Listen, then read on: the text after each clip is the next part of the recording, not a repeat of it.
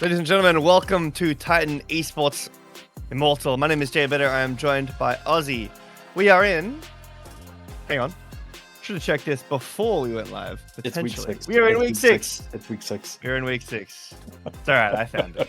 I managed to have a look. We are watching Death Cards Neo and Team 6 Gaming. Team 6 or 7, perhaps? My alarm's going off. I'm already awake. Don't worry. I didn't sleep in this time. Yeah, it's pretty good. But we've had some exciting matches in the past weeks. We've seen a lot of meta changes in MSI, if everyone is watching that. Some for better, some for worse, depending on who you are and who you support. Ozzy, I know you have some thoughts about some potential... We'll dive into that with the graphic for this week later. But anyways, I'm excited to be here. Good morning to Jack. Of course, 10 a.m. there for him in the winter. Hopefully he's staying warm in Australia. I can't imagine it's that cold, I'll be honest. Regardless, it is Death Cards Neo, who we actually streamed week number 1, where they lost 2-1. And as for Team 6 Gaming, I believe this is their first stream of this split, so, I think so too. They are battling it out for third. They are tied match record. Game score, Death Cards Neo is... Hold up, let me double check on this. I did write it down. But I'm like pretty confident. Yeah, Death Cards Neo have 2 games more in terms of in the win column than Team 6 Gaming. Team 6 Gaming is 6-5. Death Cards Neo is 8-5. So do that as you will. But overall, this will decide who's for sure going to be, at least barring any kind of crash outs towards week 7, week 8. This will decide who's third place in the standings for Group B. Yep, so an important match. Between, like you said, a team that we've seen some of before and a team who we haven't really had a chance to take a look at. But let's take a look at our picks for the week, or our notes for this week. Shivam, if you could bring up this graphic for us, please. Like I said before, there are some change-ups happening in bot lanes around the world currently. And we'll start with their champs to pick and ban. Yeah, we got Ziggs, Mel, and Varus.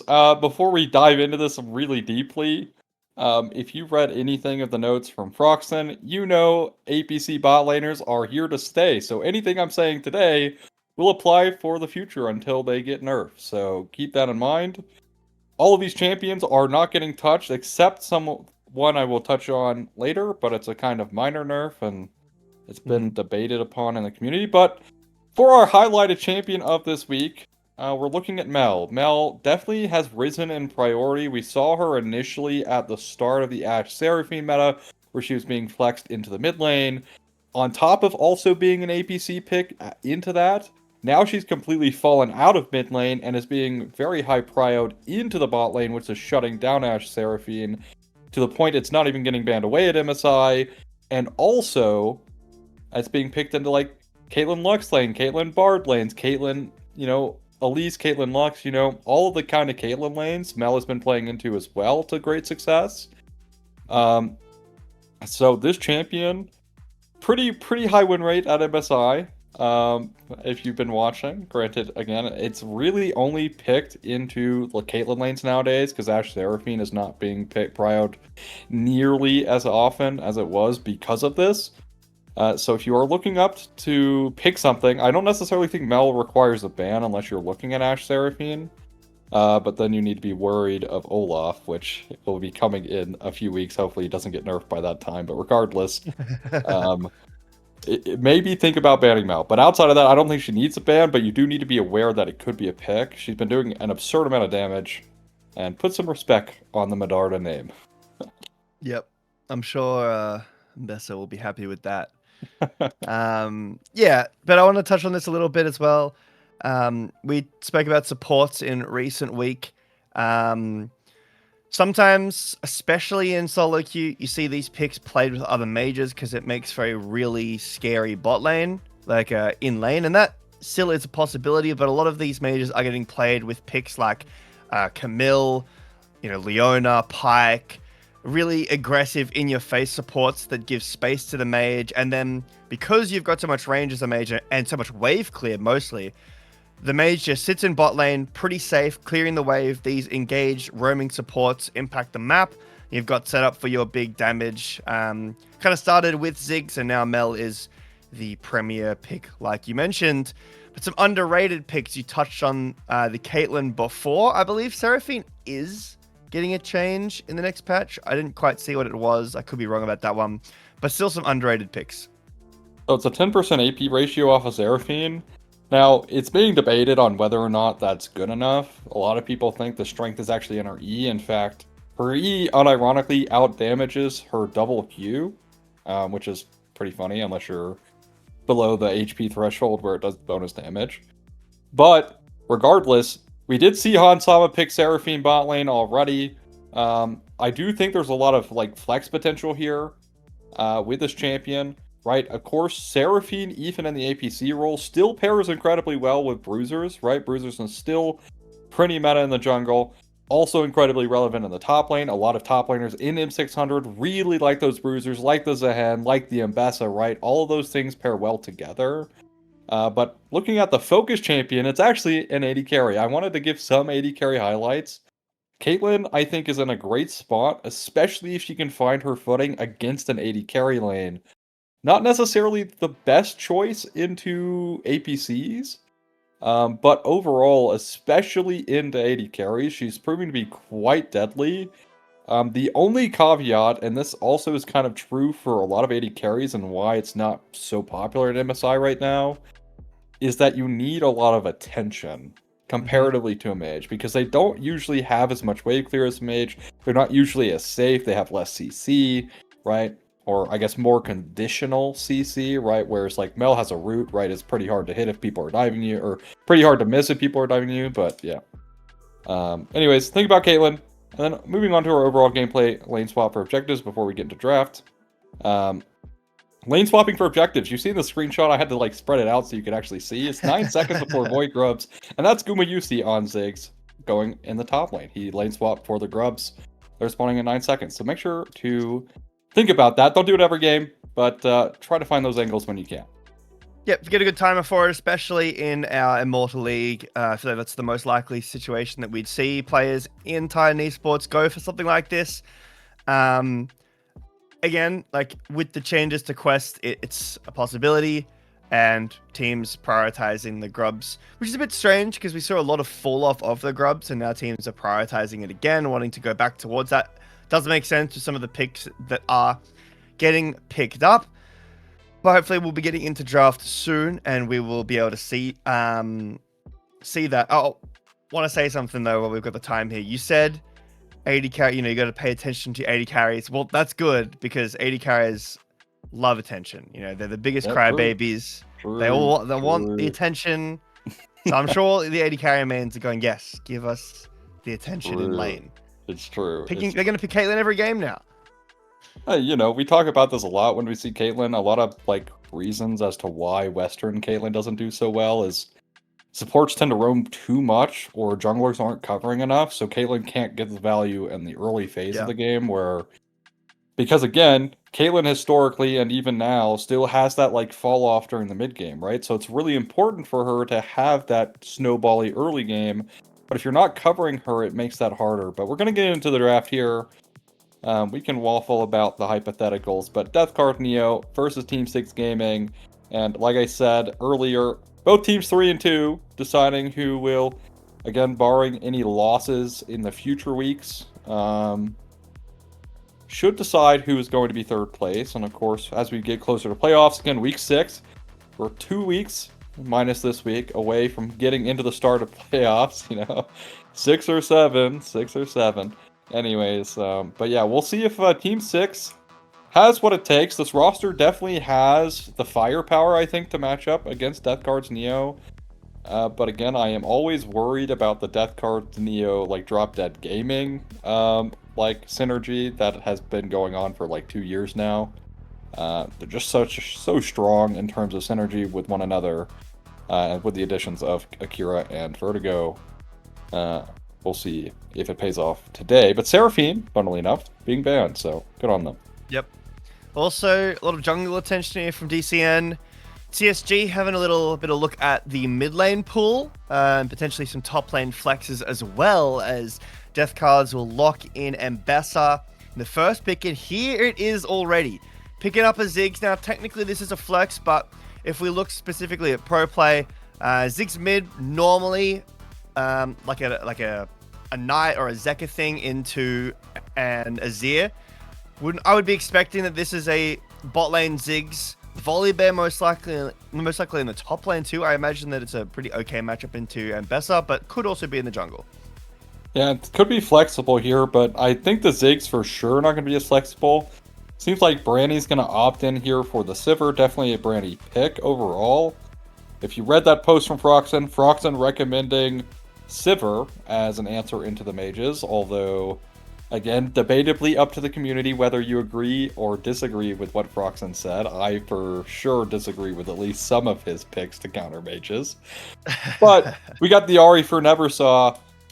In fact, I would have really loved to have seen like a better, like instead of picking Sivir here, I know dropping 80 carry kind of feels bad a little bit because it'll get banned, so you don't necessarily get to play what you want into Ziggs.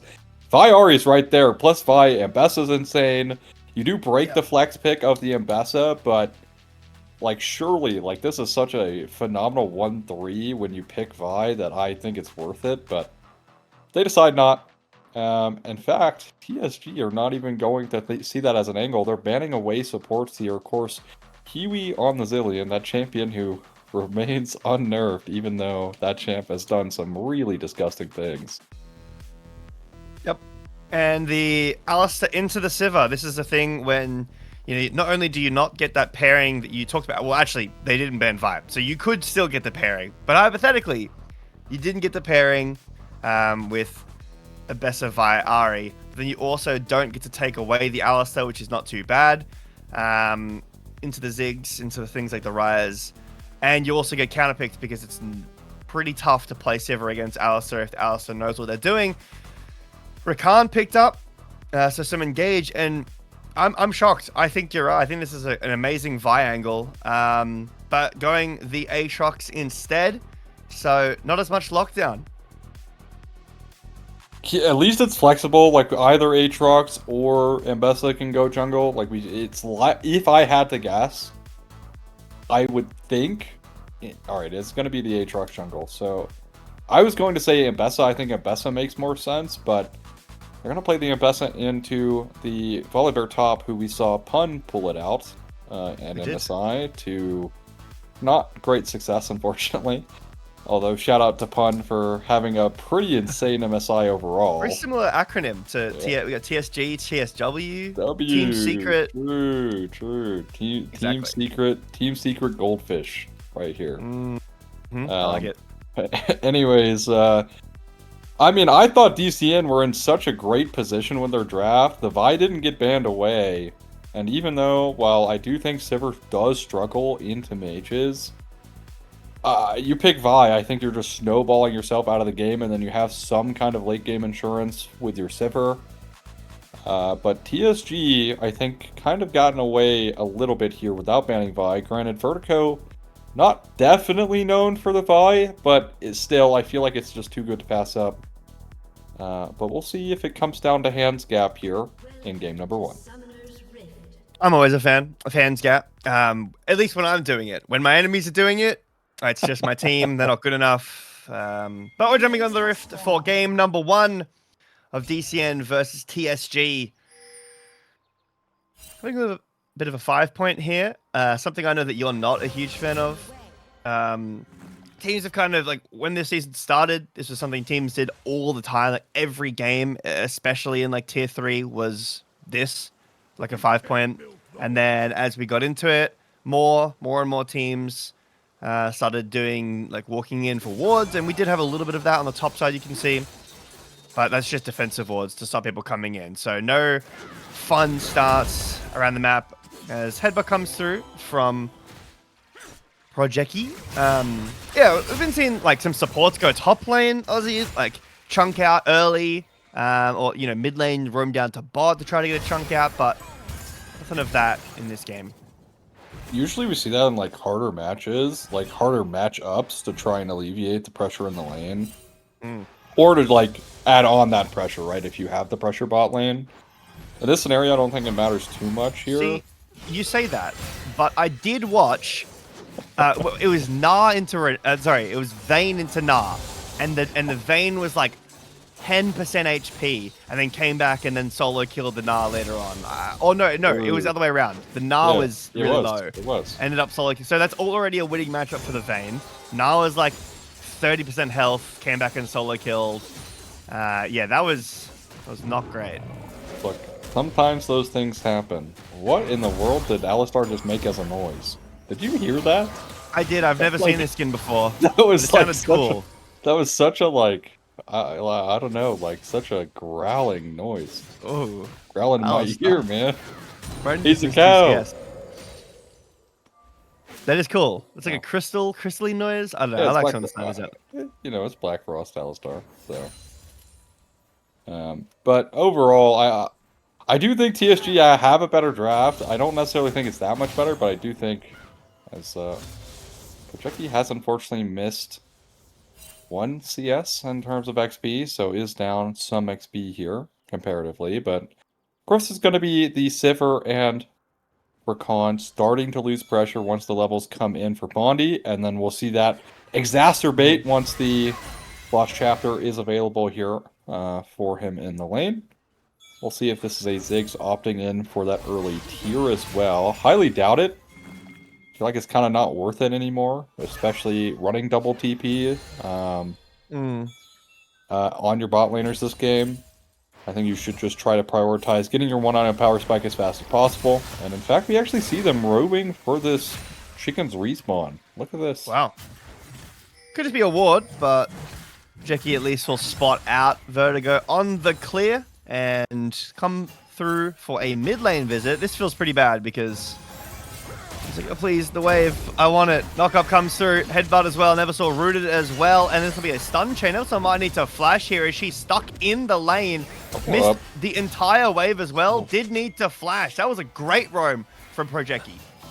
Yeah, it looked like she was greeting for the XP on the wave. Like, she could have walked all the way around safe and... Oh! Nice flash engage, but it still won't land the kill. The charm hits and... Jameeb has no mana. This is kind of a problem with Ryze if you're going to play for like permanent wave prior early game. Ari still has quite a bit of mana, but that looked exciting. Didn't really end up resulting in a whole lot. Yeah. I think maybe some communication error there. I think had Jameeb had mana, all you need is an EW there. Should have killed. Just no mana there. Couldn't flash follow, but... Never saw it kind of does get bailed out of a pretty sticky situation early on in the lane. Like I said, really greeted for the XP on the wave. Wouldn't have even needed to flash because saw the Alistar coming for so long and continued to sit in the bush. But regardless, gets out of it. Does unfortunately need to use flash, but Projecty does, invest his own. As does have a hex flash, so I guess it's not the worst thing in the world.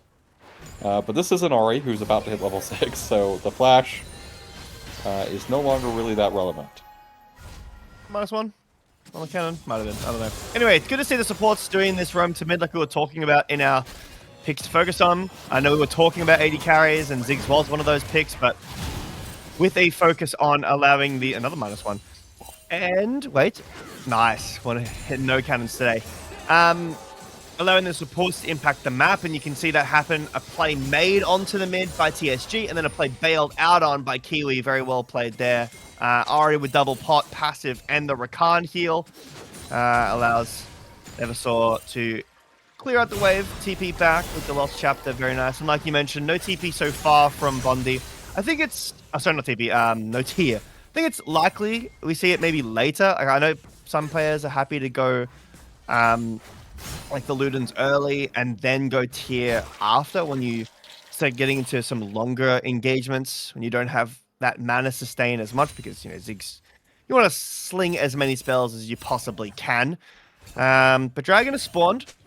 Jungler is pathing down towards just this crab. This should be level 6 for Mr. Fluffy, and there's a TP as well from Bondi, so I don't think this is a possibility to walk in so far if you're DCN. It is level 6 tick over, so I'd be surprised, but DCN are going for a TP in as well from the Sivir. Mr. Fluffy knocks up Kiwi, but Projecti taking a lot of damage. That's first blood from Neversaw. Now Mr. Fluffy out of position and still hasn't used his ult. Could have used it there, but got stunned before it went off and might need to flash out.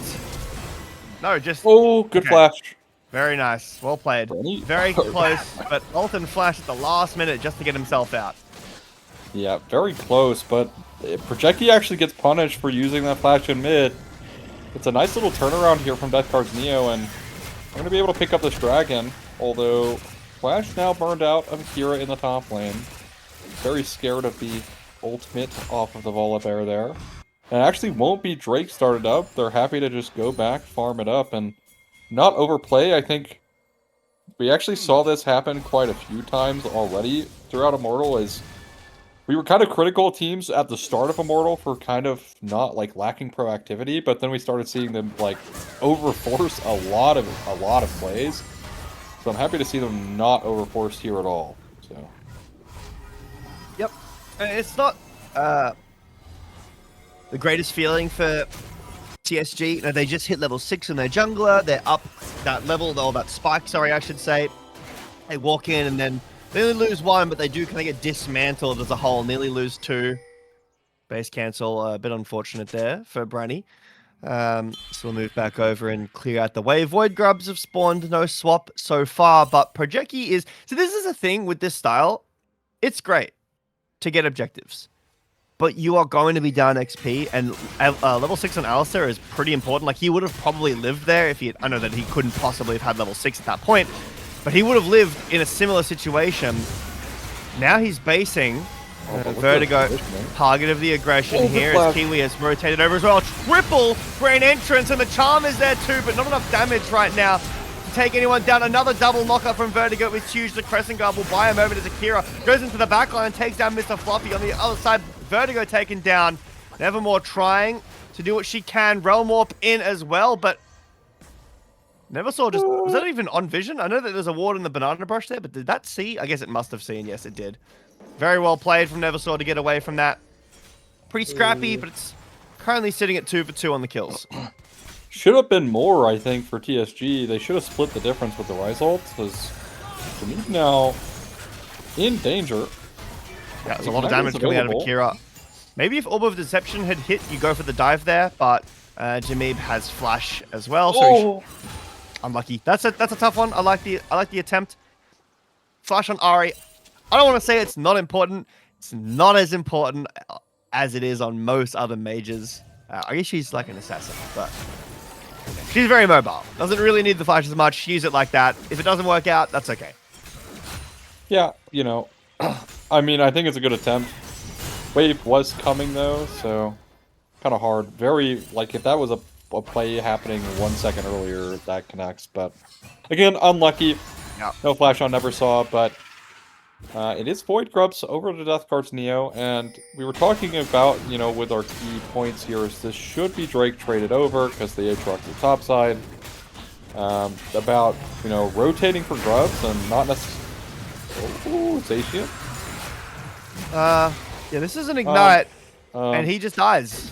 Yeah, really good play from Haitian to say no. Not allowed these Krugs. And now walking forward as well onto Akira. Does have his ult and will choose to use it. Akira has no flash, but Mbessa does have a lot of dashes. So turn this around. Should be okay. That's so much damage from the Volibear. What? I see why Fun plays this. What the heck? That was gross. What was that damage, dude? I was like, oh, you know, Mbessa ult's about to come up. This could be turnable. And then Akira just gets one shot from half HP. Alright then. Fair enough. Fair enough, Sasnian. 4-0 now on the Volibear. I'm just gonna get back into my original point. Nothing that important going on now because reset's finally coming in. Just the top lane gap. just a top lane dynasty here. But regardless, like win and win not to rotate for grubs, right? Like champions like Ziggs really love grubs. Same thing for things like Caitlyn. So it makes sense for those champs to want to rotate to, secure the grubs. Or deny the grubs from those champions, right? So whatever you're playing, you could rotate. As Neversaw is in a very tricky situation, but has Gear Rush. Yep. There's no flash, but this is what we were talking about before. Ari just dashes. Yeah, I don't know about Jameeb using Ghost either. Maybe looking to try and get the Trying to rune scare prison. her, The rune prison, But I don't think it ultimately it was that worth it, but at the end of the day, Ghost, not necessarily the most meaningful thing in the entire world. Although it definitely is something not so great. But look at this level lead here for Zacian. Yep, let's see how much damage. I mean, misses the lightning crash thing. I don't know what that ability's called. I don't actually know any of Volibear's ability names. And I'm normally not bad with ability names. Kind of know like one. Don't know any. What's it, like Storm Crash? Is that his ult? Sounds like it could be. I don't know. It's a bear. He just bears all over them. I don't like. I see. Isn't it an Australian drop bear? Like, kind of. I don't think so. I feel like he's definitely modeled after. He does drop on the bear grizzly. Yeah, he does drop, but it's like more we like need grizzly an Australian style. skin line. I need to get in contact with Riot. We need Australian skin lines. You literally have one. It's on Renekton. Yeah, yeah, that's true. The crocodile one. Yeah, but like a line of them, Oh, fair enough. Yeah, I mean you could. You could Koala get that. bear. Koala bear, volley bear. I don't know if that would sell that well, I'll be honest. Kangaroo, and Bessa, because she jumps around all the time. Thoughts? No, unfortunately, no Lux skin in the bundle. Sorry. True. It's American tourist. We don't have foxes, so. American tourist Lux. That, we could do that. We could do that. We're wearing a I Love Sydney shirt or something like that. There you go. Gotta find a way. Alright, well, Mr. Kiwi won't find a kill here, just being annoying to the mage, but this is the mage life. Like, this is the strength of the mage. Bondi has basically been solo the entire lane phase. And not only is keeping even in CS, is actually up XP at the moment. And has yet to die. Doesn't like these mage picks are just so like I don't know. For me, I hate the mage picks because it's very uninteractive. I think it feels really bad because you can't punish them, right? Like there's very little punish window on them comparatively to other things. And that's kind of like why ADC's mid were getting nerfed. They were doing an absurd amount of damage, making their trade patterns unhealthy. And then they're in the short lane, so it's hard to really punish them because if you could punish them, they just go back to tower, right? Yeah. So it's the same thing here, because if a mage could just sit under tower, perm a wave clear, and then you just don't have a wave to die them on. Now with something like an Alistar, that's perhaps a thing, but then it's Alistar into a mage, and then you're really, really, really sad until you hit level 6. Yep. Realm Warp? Oh, good Nice cancel. on the Realm Warp. Well done from Kiwi. As a play is being made in the bot lane. Vertigo into the World Ender. Nice knock up and push back. That'll be a dead Vertigo. But Brandy actually takes down Bondi, and the healing coming through from Vertigo. The Crescent Guard will buy a moment, but it's too much for Mr. Fluffy to deal with, and now Neversaw TP's in with the Spirit Rush and the Charm. What a team fight from DCN as they'll get everybody. Alright, well, Brandy, sure. Ooh, okay, well, Zacian is I still has ignore something to that, say ignore about that. it. Yeah, Zacian has something to say on the other side of the map, but definitely not the most ideal play for TSG. Jameeb actually getting canceled there is a huge difference maker. Kiwiism, for whatever reason, is solo mid lane, finds the Rise Realm Warping down to that play, cancels it out, then makes his way down to the bot lane play. Doesn't really do all that much, but regardless, it's actually Neversaw with a teleport. Coming in to try to clean up, although Branny chaos noobs that last kill away. TSG now on the back foot, but Zacian, if Zacian can pull out a Broken Blade performance, there's hope. Yep. And as the West, what do we have if we don't have hope? Is it Lion and G2 tonight? I think it is, right? It is, yeah. So that's the battle of the hope. That'll be a fun one to watch. But yeah, Bondi getting taken down. I think it was the Q like that finished off Bondi from Brennyfan, like the big shuriken, and then just the healing from Vertigo too much. It's a boomerang. What are we on about? I know we've been watching Naruto recently, but man, yeah, you know what? That definitely got me. It is a boomerang. It is a boomerang. Man, we have been watching a little bit too much. Yeah, but it's been good. It's been good to watch. Exalt for the wave. Man, if only we could dive this mage in question. Yeah, I wanna add as a caveat to what you said before. You said I hate mages in the bot lane. You mean to watch it. Like you hate when it's in the meta. You like that it's getting picked because they're strong right now. Jameeb caught, taken down by Brennyfang, gets the last hit, and probably dies to the tower as well. So not the best play here as TSG walk up and get another pick as well. Big overstep from DCN. Herald now in the mid lane. Should be able to break open the full tower as well. Maybe even get a second charge. As TSG do get the crash down. Sure does a lot of damage, but not as much as the bear does as he moves in. There's the second charge, and with the Ziggs, these towers are just paper. Vertigo now getting targeted onto, and you had a lot of healing last time. Do you have enough this time? Yes, so far, but only can get away. All right. Well, TSG find a pretty important play around the mid lane there. Zacian actually moving out of the top lane or the side lane and comes mid for that Rift Herald crash to kind of guarantee that play goes their way. And then it kind of overextends into a play of Akira is trying to solo defend and then just dies. Again, Volibear damage. Pretty absurd at this point in this game. About to go Navori, which is... This Volibear is not only incredibly accelerated in this game. Yeah. I mean, this is a insane mid-game spike here for TSG. You're sitting on one item on your Ziggs, right? You're sitting on one item on your Rise, stacking towards that row, of course. Almost actually has the Seraph's Embrace finished, which that'll be an even bigger spike here for the Rise. That'll be essentially his 2-item power spike for sure, even though he already has the Archangels. I really think TSG, for these decks like 2 Drakes, should get them essentially uncontested, barring any like micro mistakes. Yep. Because they are just in such a powerful position. And now with Zacian kind of being in the spot side, this puts a lot of pressure on this side of the map as well for, you know, death cards to kind of respect. Because, well, Neversaw is covering.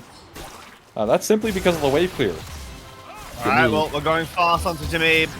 Quickness will finally hit, and there's the public execution as well. But Jameeb is fairly tanky. And he'll be able to run away. The flash forward, the knock-up is great. Wow, what a peel from Projecki. There's the Ziggs bomb as well to do tons of damage on the back end of that. And here comes the bear. TP'd in for a snag. Failed flash over the wall. What more could you want if you're TSG? Yep, more snacks for this Volibear. A double kill. Vertigo kind of overstays for the Scuttle Crab, but does get it. Crabber would be proud. Will not go down for this one. Or I guess Tien. You know, Tien would be proud because he's the new Crabber. Doing something even more egregious, I think, than Crabber has ever done. You know, it's a bit ridiculous. Like, yeah, I know this is under their tier 1 tower fully. I'm still gonna go for it. They also both had level 6, if I'm not mistaken. Like, it wasn't like a no. It was a spike crab, not for him. It was spike crab for Okay. Yeah, spike crab. It was spike crab for the Skarner, and he wanted to deny level 6. I mean, in my opinion, you don't never go for that, but it is a really funny moment of League, so might as well. But yeah, Death Cards definitely understand that this Drake is not theirs. Will be an invade here from this Aatrox. That being said, with this Infernal Soul, right, this is going to be Soul Point 5 minutes, as they are checking Baron, a little bit worried. T1 Baron. Yeah, they were a little worried there, but I don't know if they even have the damage for this. I mean, I know their team comp has a lot of damage, but this Sivir is not doing the most damage right now. I mean, she is sitting on an IE, so maybe that's the worry, but... Wow, this Zig's is... ult's pretty non-committal, so I guess it could be worse in terms of checking. Yeah, I will say about things that are worse, or getting worse, it is this top lane situation as on one side, Volibear is taking down a full tower to himself, and then the other side, Akira is forced to TP away. Oh, he's out. Yep, well done. I don't know what your thoughts are about this build. Obviously, the item discrepancy is really apparent, and that's not what I'm talking about. But I personally think that Eclipse Ambassador is just the best item to go on her, and it won't be in the first 2 items. It's more of this lethality style. I think that denying a lot of the survivability from Ambassador 2 makes this even harder. So you're just a complete glass cannon Ambassador. And I'm sure she does damage to everyone that isn't the bear, but still a bit scary. And this Volibear is working towards 3 items, and like there will be damage to kill the Volibear later on. There's a decent amount of lockdown, and obviously the Sivir Fountain Laser will eventually come through. But then there's like a ton of range from the Ziggs. There's also a lot of damage from the Rise, and there's plenty of engage to jump on top of you with the remaining 3 picks that TSG have. So I think that like it's a pretty tough game for Brainy to potentially live through if Brainy is like the carry that we're relying on to kill this Volibear. The thing is as well is even if, let's say, Zacian just stops showing up to team fights, this Volibear build in 1v1s is just disgusting. Yeah. Like, it is genuinely absurd the amount of 1v1 potential you get on this build. And you can't just leave the Volibear splitting forever, right? Like, someone is going to have to respond. And if it's your Ahri, right, one of your prime playmakers this game, to try to get in on top of the Ziggs, or try to disrupt this Rise from, you know, getting through some of your shorter range carries here, you're losing that much of, you know, potential team fight power that you could have.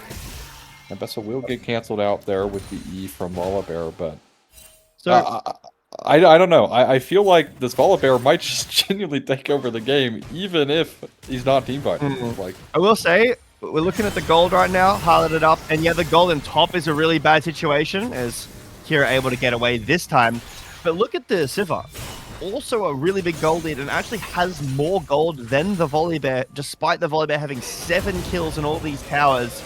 Oh, good cancel. Well played so far from Granny. Great cancel as Kiwi now caught.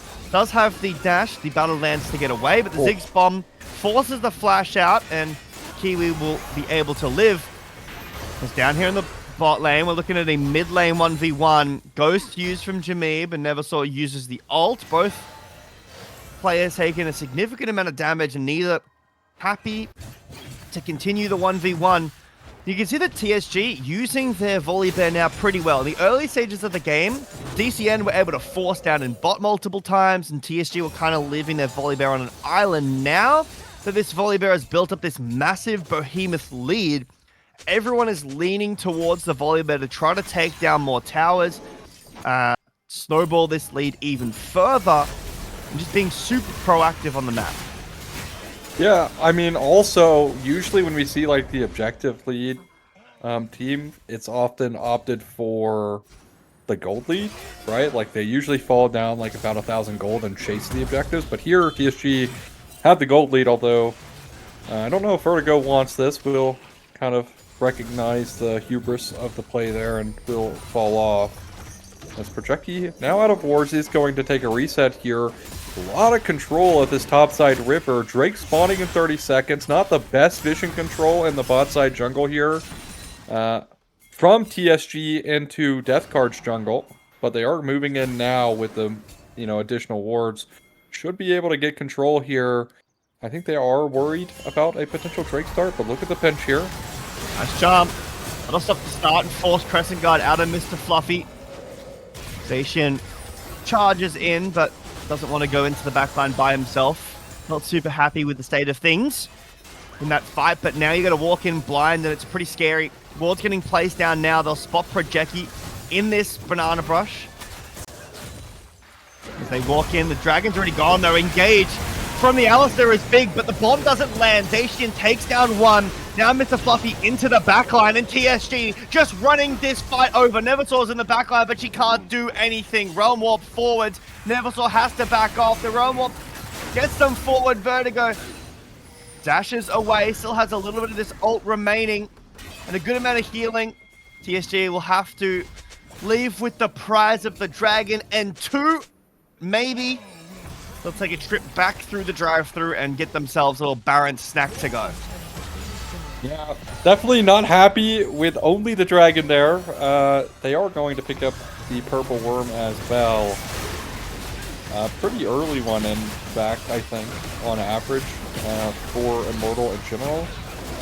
So, nice, easy team fight there as well. And actually, it's Brandyfan who gets flashed on by the Zenzao on the Q3 knock-up there from the 3-point strike from Mr. Fluffy, although Baron might be... Okay. Alright, nice flash. I think this is going to dissuade them from chasing any further. They will lose their mid-tier 1, so at least Death Cards Neo are trading back. Okay, finds Bondi under the tower, but it'll just be a flash away and a TP. And I don't know if you wanted this, as now the bear is unleashed and Brandy left by himself to deal with the claws that have sunk deep into this Sivir. Spell Shield can't protect you from that. And a flash forward, Kiwi forced to use the ult to get away. Zacian is putting on a Broken Blade performance. I mean, it's kind of crazy. Or you could, you know, put that into like Pun's first series overall, but oh my god, with this Volibear damage. Like, I mean, Navori's completely unlocked this bear, right? Like, the mid-game spike here for TSG is simply just too strong, and with this Baron, they're looking to end. Yep. They have a lot of wave clear, but with this cancel, it would be good if Projector can find this, and I think he very likely will. Now back into the basics, taking down the towers. Neversaw can't do anything to clear the wave against the Baron Enhanced Cannon minions. And TSG, despite having only one winning position, come out with a dominant mid-game performance and an easy end to game number 1. Yep, just off the back of Zacian, the Volibear unleashed, and that's what I was talking about. Like, it also kind of felt like, at least for DCN, they just didn't really have a way to try to force a fight on their terms. They just had to keep trying to respond as this Volibear just running them down in the mid-game, and it was just too little too late. TSG claimed game number 1. Although, I mean, Bondi holding his own, although the Sivir getting that, like, triple kill in bot lane almost didn't help, I won't lie. You saw that in the gold lead reflected. But regardless, once the mid-game really started to happen, that's where basically the gold gates opened up here and completely flooded towards TSG. Yep. And I think it was I was really critical of top laners earlier in the split, and I think in general for M600, I think one of their biggest struggle points is translating leads like this, but Zacian shows how to do it perfectly in this game. Yep, this is also a first pick Ambessa that didn't end up resulting in a whole lot. Didn't really get like the combos that we wanted. Saw one time where the public execution was layered on top of the quickness, and that looked nice, but maybe if it was a Viamut, but there's still a top lead. So maybe a counter pick here situation for DC. And either way, things to think about. Drafting to think about. Plenty of picks still available as it's only game 1 done. So we're going to go to a short break. And when we get back, we'll be here with game 2 of DCN versus TSG. See you soon.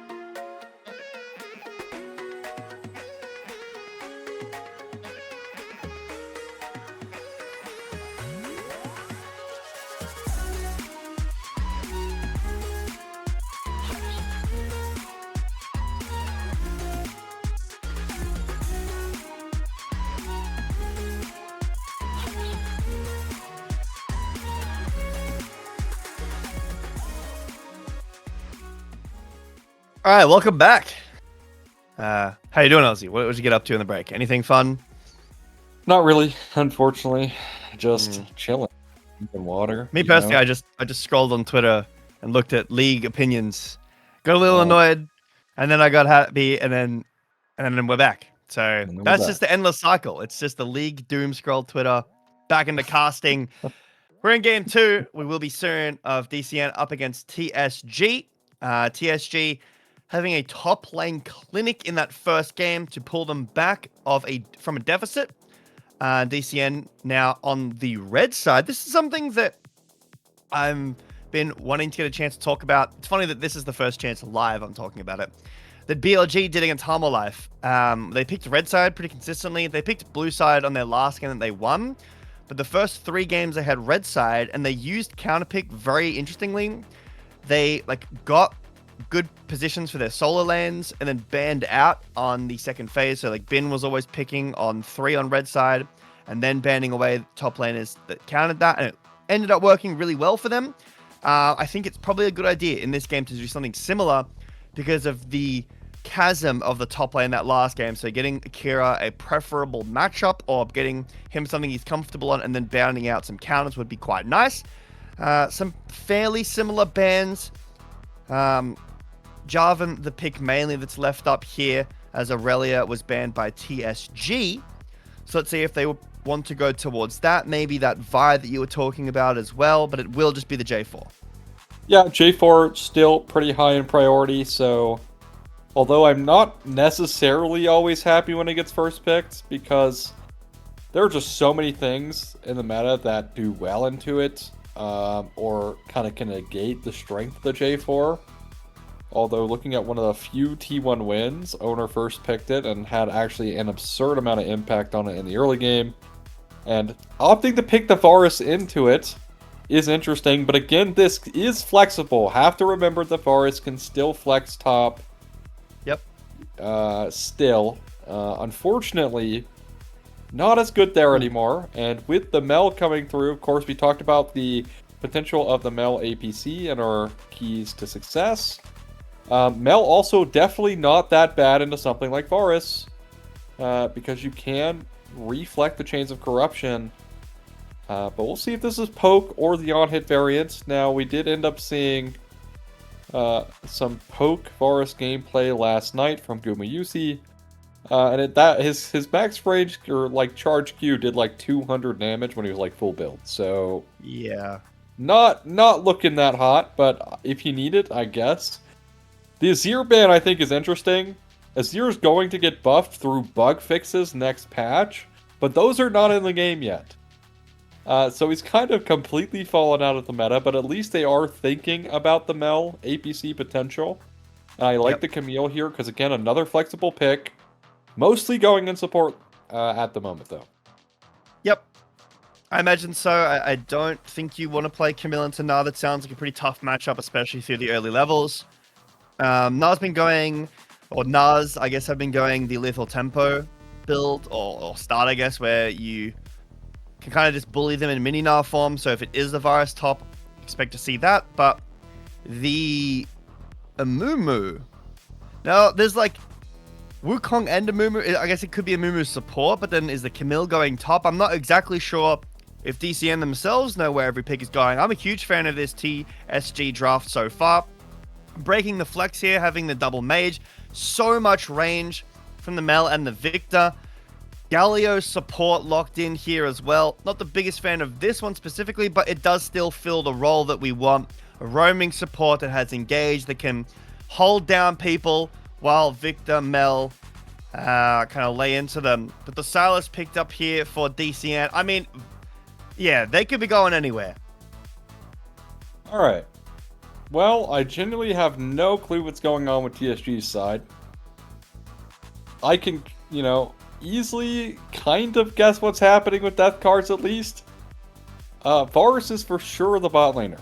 Alright, so we got that done. Alright, we know Gnar is going top for TSG, J4 going jungle. Yep. Galio support, what used to be kind of like an anti-melee support option because, of course, so strong, and there it actually is going to be. Okay. The Victor will, in fact, be going mid against Silas this game. The Silas does have some decent ults, most notably the Gnar ult, or taking away the heroic entrance from Galio. But it's really going to be basically looking at like Gnar ult, right? Like that's usually his go-to here from the champions they've drafted. Gets no value out of Solar Eclipse or Golden Eclipse, sorry, not Solar Eclipse. Golden Eclipse, and I mean the Chaos Storm is not so bad. Curse of the Sad Mummy does provide a lot of utility, but we'll see how it shakes up in this game. Yep. A lot of range here on one side. On the other side, a lot of engage. As we jump onto the Rift for game number 2. And it is going to be that lethal tempo Gnar that I was talking about. This is something that teams have been experimenting more and more with. And it's also the Doran's Plate Helm Star, which I haven't seen too much on Gnar, but we'll see how that goes. Ghost as well for Jameeb in the mid lane. Something he played last game on the Rise, which makes a ton of sense, but you do get a lot of movement speed in general on Victor, so I'm a little surprised that he's going for this instead of the TP, but still fine, playing for that team fight rather than having the TP. And I guess like you could, if you wanted to, just keep Victor in mid and have the Mel with TP side lane. So that's totally fine. I'm still going for a bit of trading early game. Now remember, DCM did win the early game, or have a favorable position, I should say, in the early game. And it was just that top lane gap that ended up bringing the fights back in favor of TSG. So if TSG don't want to have to rely on their top laner, as another Abscond Abduct hits onto Jameeb. Neversaw taking a lot of damage though, and maybe ticks over to level 2 here. Neversaw might need to flash. No. Holds it.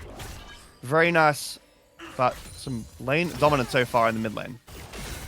Yeah, pretty typical level 1 Victor shenanigans though, all things considered. But we'll actually see how this Galio does. It will be the lethal tempo here on the Varus, so it's going to be the better of the builds, thankfully, coming through here. I'm curious to see how this top lane matchup is going to go, because Camille really hasn't been seen that, like, in a while in top lane, other than, like, some niche, like, Scion counters. So I'm curious to see, especially now that, like, the lethal tempo has been, like, being teched into by Gnars to really abuse many Gnar, how this matchup is going to go for Akira. Of course, if you try to go on the Gnar while he's mecha, he can always, end up ulting you out of your ult so he can get away. So that's going to be something to consider if you are Akira this game. But nice trade here from Neversaw to actually get level 4 first, but HP on the negative side there. Happens. The jungle pathing here. Should be the scuttle trade. Nothing too crazy going on. Kiwi looking for that roam, and have a look at the map here. You can see Projeki doing a similar thing coming out of the mid lane, maybe looking to get a gank. Silas does have like a decent amount of healing, so if you do end up forcing a trade onto him after he's just TP'd, you're not going to... It's not the same as like doing that to Victor. But what I imagine here is Projeki's just here to either hold the wave or push it in, help Jimmy push it in while he gets this base with no TP in. Looks like none of those things are actually going to happen. Jimmy's going to base and the wave will be frozen. So that's not great.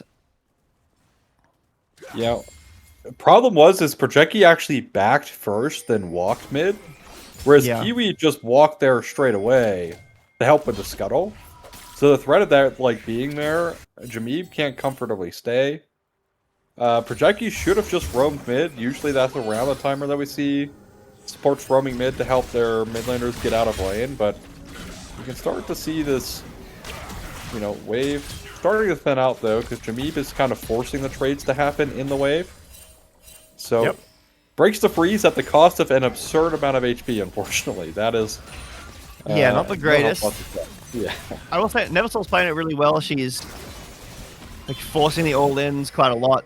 I don't know that, like you said, Jameeb is taking that, but the fact that Neversoul is doing this well in the 1v1 so far speaks good for the game state, at least in mid lane. But for the rest of the game, it's been fairly quiet. Exactly even in top lane. Pretty even in bot lane as well. Oh, actually, Neversoul goes in, forces the flash out of Jameeb. Neversoul... Oh, that's a...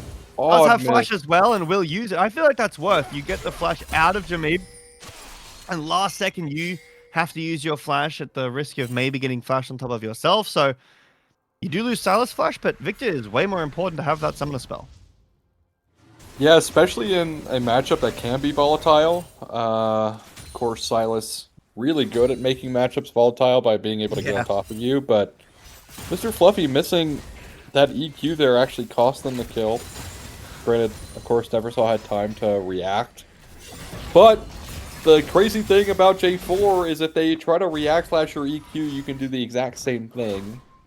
But overall, flash in mid, nothing crazy there. We'll be first Drake over to Death Cards. As will be, of course, the Infernal Drake taken there as now Dacian getting chunked out there a little bit, but turning it around. Yep. I guess good news for DCN, good news for this series as well from a viewer standpoint. No big lead in top so far. So this game already a lot closer. I think there'd already been either a big CS lead or maybe even a solo kill by this point last time. It was not pretty in the top lane in the last game. So happy to see it fairly even right now at least, and Akira doing a pretty good job on this Camille. The Arcane Storm. I was thinking about this the other day when Victor was picked in MSI. It's like Arcane Storm, and then I always just say Chaos Storm. I wasn't even necessarily playing a lot of Victor or any Victor when it was called Chaos Storm, but I don't know. I just can't get the Arcane Storm into my head. But stolen Arcane Storm used by Neversoul. Doesn't end up finding a ton of value, but putting some pressure onto Jameeb. Nice little invade here. We actually saw a lot of this happening in MSI as well. But they might get punished for it. Yep. Forces the dash out of Neversoul. The Cataclysm doesn't get a whole lot. Now in the top, actually zoning Akira out, but here Neversoul taking a lot of damage from the real Arcane Storm. Doesn't fall down, and here comes the Na, who had just finished zoning out Akira. Vertigo able to flash away, so TSG get the invade. I don't know if you're allowed to do this one, but maybe you are. Vertigo in the area. Will come down to a smite fight, and Mr. Fluffy will win that one. Oh, man. Mr. Fluffy continues to miss these flag and drags, right? Like, it's actually kind of really impactful there. There should have been a kill guaranteed. Hookshot coming forward on the Mininar here. Felt like a pretty big... hang on. Lollipop, there's the word. I can't believe I couldn't remember that, but...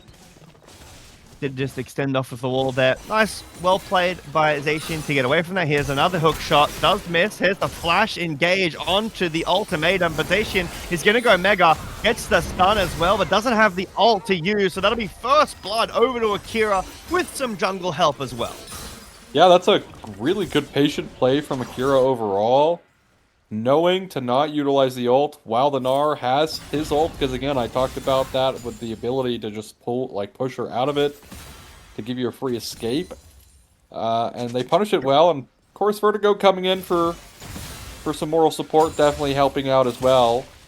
They are going to lose Void Grubs, so it is a 1-for-1 objective trait here, but TSG no longer having their tried and true top laner coming through for them in this early game, especially on the back foot against something like Camille, who not only is incredibly good at getting on top of something like a mini Gnar, it's great at punishing the mini Gnar, and when that's accelerated, that's going to just be that much better. As projecting now, we'll get caught here, and the taunt is cast, but he didn't taunt anyone. His taunts were, he needs to go and work on his lines, you know? it's alright, not everyone can be bards here. Nice. Another shot. Abscond, abductable miss though. So Jameeb will be able to walk away with majority of his health bar intact, as I'm not sure if it was going to be intact with that miss, but now, nice W actually from Vertigo. And the Krugs gets secured by Mr. Fluffy. What the 631 is in his name? Any thoughts on this? No, I don't. I really don't know. But who knows? Maybe we could ask. You know, we could get an interview about asking. Maybe I'll maybe I'll hit up the content writer and be like, "Yo, what's your Could you interview Mr. Fluffy and ask what the numbers mean?" Yeah, and he's like, "All right, yeah. What questions do you want to ask? I just really want to know what the 631 is in his name." Very important questions we're asking here on the Titan broadcast. Kira Knight's hook shot, good chunk onto Zacian. I was expecting this to be more Gnar favored. Kira playing it pretty well right now, especially considering how dominant Zacian was on the volley bear. This matchup is looking pretty good for Akira so far. And Gnar does have those boots as well, which is normally the early spike you need. Mr. Fluffy hovering in the lane to potentially look for a lane gank, but Zacian says no. Let's not do this. I'm just going to base. I have TP anyway. I can break the freeze myself.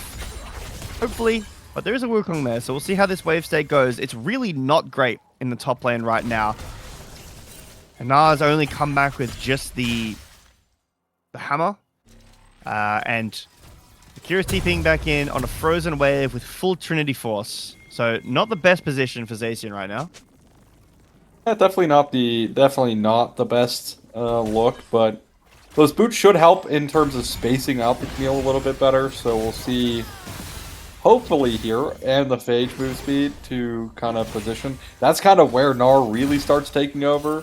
Like the Phage move speed plus W move speed plus boots, pretty crazy. Projecti actually going to burn the heal here, and the rebuttal here actually gets pretty low value as hook shot is utilized. Yep, got a scrap in bot lane as well, as the dragon has spawned in. The double knock up here from Projecti is nice. The Golden Eclipse will take down Kiwi as the Never Saw ult will land on top, and the Varus gets a triple kill? Yeah. Alright. Okay, Granny Fan picks up another triple kill here in the series. And Death Guard's Neo are going to take this Drake number 2 for themselves. I'm not actually quite sure how that fight went so bad. It was looking kind of good. They got the initial pick onto Mr. Kiwiism, but it just all fell apart. Bondi ended up getting trapped in the Cataclysm there. I don't know. Just a series of unfortunate events here for TSG, and they don't have their top laner to fall back on. At least not at the moment. In that top lane trade, nothing came of it, other than forcing Gnar to back. Hectic Ultimatum was burned. So that is the key thing there. Being burned, and I do worry. I do worry if TSG take that fight again. Once Kiwiism gets ult, because he didn't have ult at that point, by the way, that is just even more winning. Like, yeah. I really struggle to find where they're gonna find a better angle, unless maybe Gnar kind of saves the day. Does use the ultimate in top lane now from Zacian, from the B transformation, probably just for either wave shove or potential poke. But regardless, won't have that available, because guess what? Hextech Ultimatum is about to be up, so we'll see if that chooses to be deadly. And the rebuttal doesn't get that much value, because if you bandage toss into the rebuttal, it'll send Mel flying you're going in. you. Yeah, you're getting hooked. Yeah, we'll keep our eye on that if that happens once this game. In that last play, it was the chains of corruption actually reflected as gang. They're on the top lane. There's the ultimatum he talks about. Catches Zacian, and he'll find a double stun. But Vertigo will take him down, and now in the bot lane, Projecti forced to flash away, but the ult hits both people. Kiwi now fighting against Bondi, but Mr. Fluffy is here, and actually this Mel is starting to hurt quite a lot. Cataclysm onto Branny. Fluffy will take him down easily, and that is a really nice turnaround off of some good pathing from Mr. Fluffy. So, oh, hold on, never saw the solo kill Jameem in the mid lane? Yeah, topside definitely struggling in their matchups, but at least TSG finds something on the bot lane with the gank from Mr. Fluffy, but its first tower going over to this Camille Akira, showing that this Camille is flexible, and Bonnie overstaying in the bot side. Yep. He's dead. He's dead. Oh, nice flash, but Vertigo will be able to follow it. I don't know about flashing there. Like, I feel like just there wasn't a movement coming as well, yeah. Like, you just take the death there, you overstayed. Because this Drake, in my mind, is the most important. Oops, a little mistake there from Zacian. Doesn't get in the bush quite in time, but to me, this Drake coming up is so important. So not having your flash for this, as a Mel, is going to be potentially devastating here for TSG's chances in this game. Because that's going to be sole point to Death Card's Neo. And even if Death Card's Neo, for whatever reason, don't get this next Drake, and they end up winning the fight, which they're in a great position to do, mind you, they're just going to snowball the game from that point on, and I don't know if TSG are going to have anything but a whimper left in this game. Hopefully they've got a bang, as the poetry goes.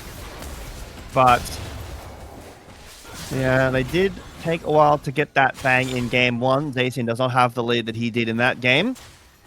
So DCN march in, get control of the river, although they haven't really put down any wards. They put down one at the bottom right there.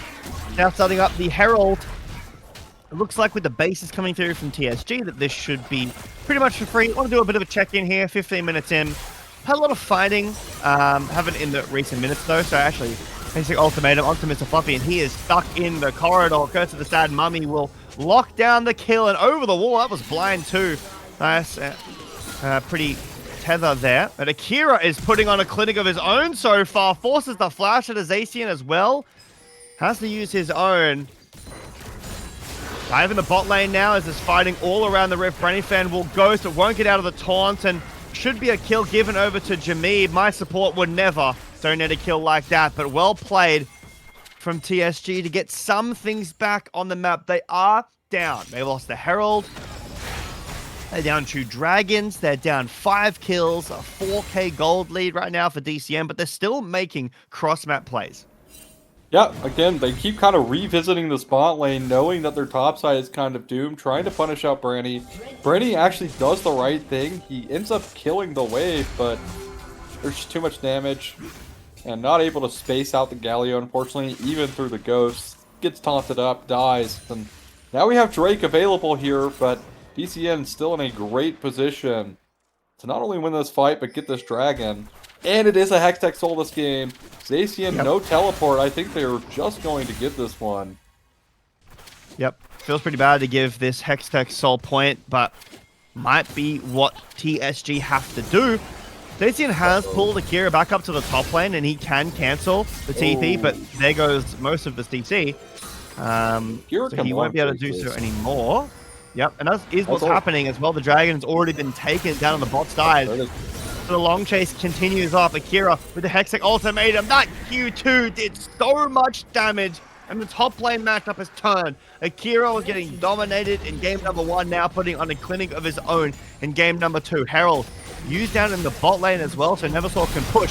While the play goes forward in mid. Curse to the side, Mommy hits 4 people. Chains of Corruption spreading as well. There's not actually a lot of kills coming through for DCN here, but Brainy Fan will finally start to push through. Neversaw ditches the Herald in the bot lane. I think the right play was probably just to crash the Herald on the tier 2 tower, but it will crash either way. Yeah, maybe thought they were going to find something, but she does not. And still, great stuff coming out of DCN in terms of getting gold, because again, this Camille is really punishing this Gnar pick. And also the utilization of that Rift Herald, although definitely in that mid lane play, not necessarily the craziest support for support. Here comes the Arcane Storm, Jameeb, looking on to Neversaw. Yep, stolen Arcane Storm will fizzle. Nice heroic entrance to help. But yeah, the Amumu is really becoming an issue. These ults have been pretty impactful in the fights, and TSG can't really stop that from happening. Kiwi's just finding some good angles.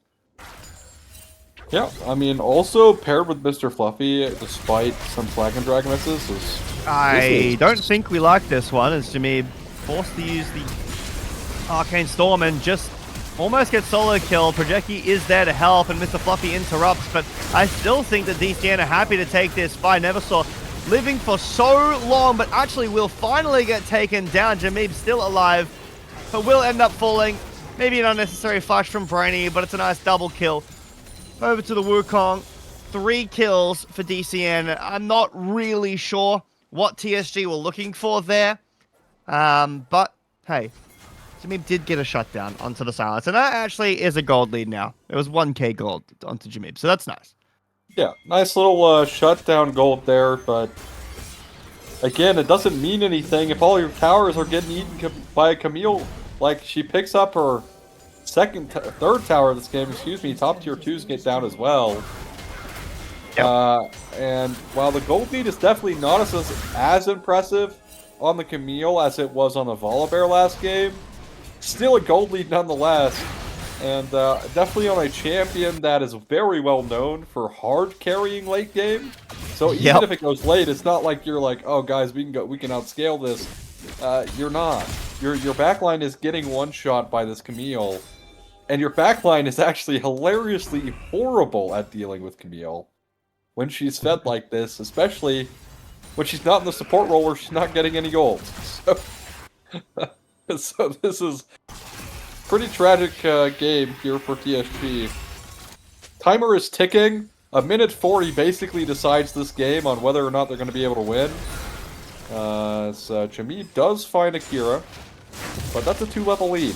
So even with backup, I fear he loses it anyways. Yep. There to go. Finds Projecki in the jungle, does a decent amount of damage. As a buffer of the bandage toss will pull Kiwi in a little too far than I think he necessarily wanted to, but DCN are doing a really good job of putting pressure on these side lanes. Neversaw pushing in these waves, forcing out bases. A minute on this dragon. TPs are up for TSG, so they can join a little bit later and cheat out that tempo if TSG can get down some good wards. But all your wards are getting swept out. The upgraded Skull Crab will make sure of that. So this is like your last timer on the base here from Kiwi to get down some wards of your own. But all of them are just getting swept out. Yeah, it's definitely going to be hard as Projecki does at least have a full inventory of wards here. Has one control ward in the pocket right now as we're 25 seconds away from this dragon. And like I said, this dragon determines if TSG comes back. Advantage toss doesn't hit anybody, and Vertigo does go in pretty deep. Projecki actually helps the backline there, but Neversaw into the backline with the stolen hero entrance, and the dive combo with the hero is just too much. But on the front line, actually, Dacian's doing quite a lot. The double kill for Akira. Bonnie's doing as much as he can right now, but Neversaw finally will catch him and take him down. It's a triple kill for the Null, actually. What is happening in the front line? Wow, the shield is nice and the Q2 does enough damage. Zacian doing almost everything by himself there. It would have needed to have been a 1v5 pentakill to win that fight, but it will be the Dragon finally and the Soul over to DCN.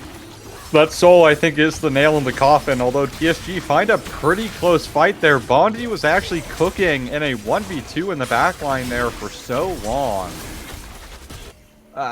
You know, Projecki does ultimately utilize the ult to try and bail out the backline. Jameev gets Hextech ultimatumed, which resulted in Jameev falling maybe a bit too early in that play, but like I said, I think this Hextech Soul kind of is that nail in the coffin.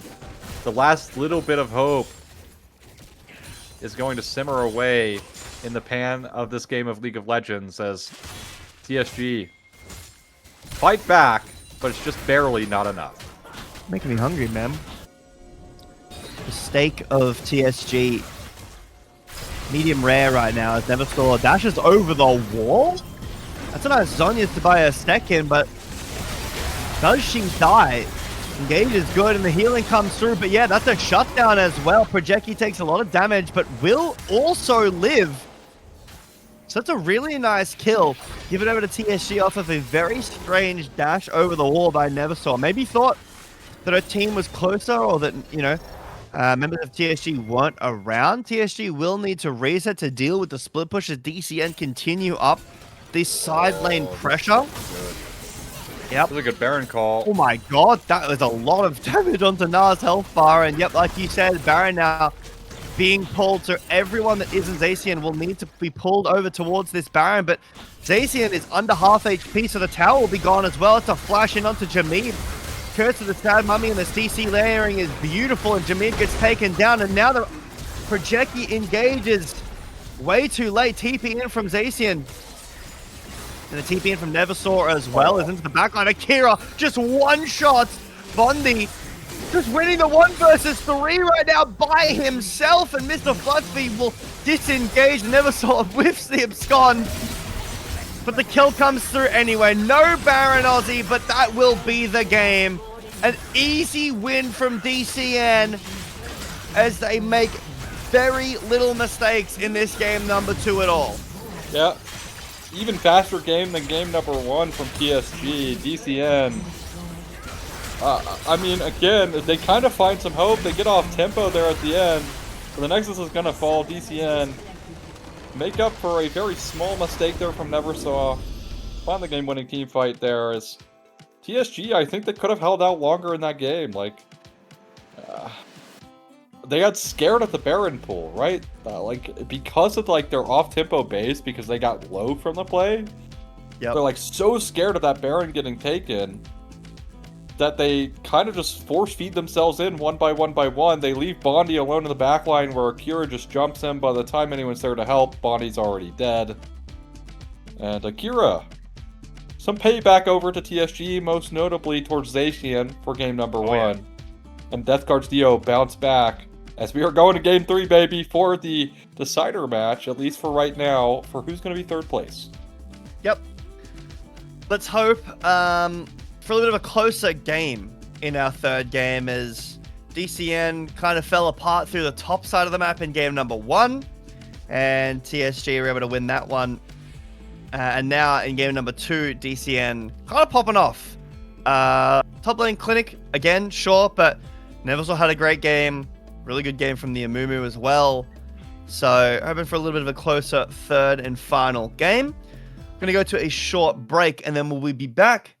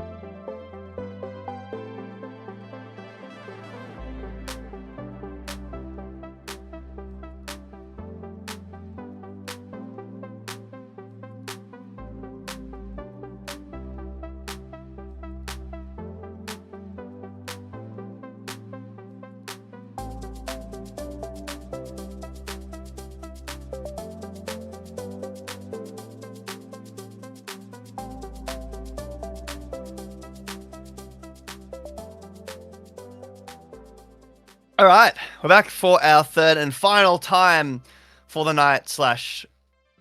It's still morning for me. It's not afternoon yet, but it will be afternoon after this game, which is Game 3 of DCN versus TSG. This is Week 6 of Titan Immortal, and like you've been saying, Ozzy, this match locks in third place for now, and if that team doesn't lose any more matches, they will stay in third place, most likely, until the end of the split. Game number 1. Bit of a stomp for TSG. It started out a little rough, but then Zacian had a very good performance. And then DCN came back in game number 2 with a Camille performance. So far, it's been kind of indicated by the top lane, but DCN in game number 2 did have, across the map, pretty good performances. As we get into draft for game number 3, what is the top lane matchup going to be? Can we get a bit of a closer game in our third game? That is the question.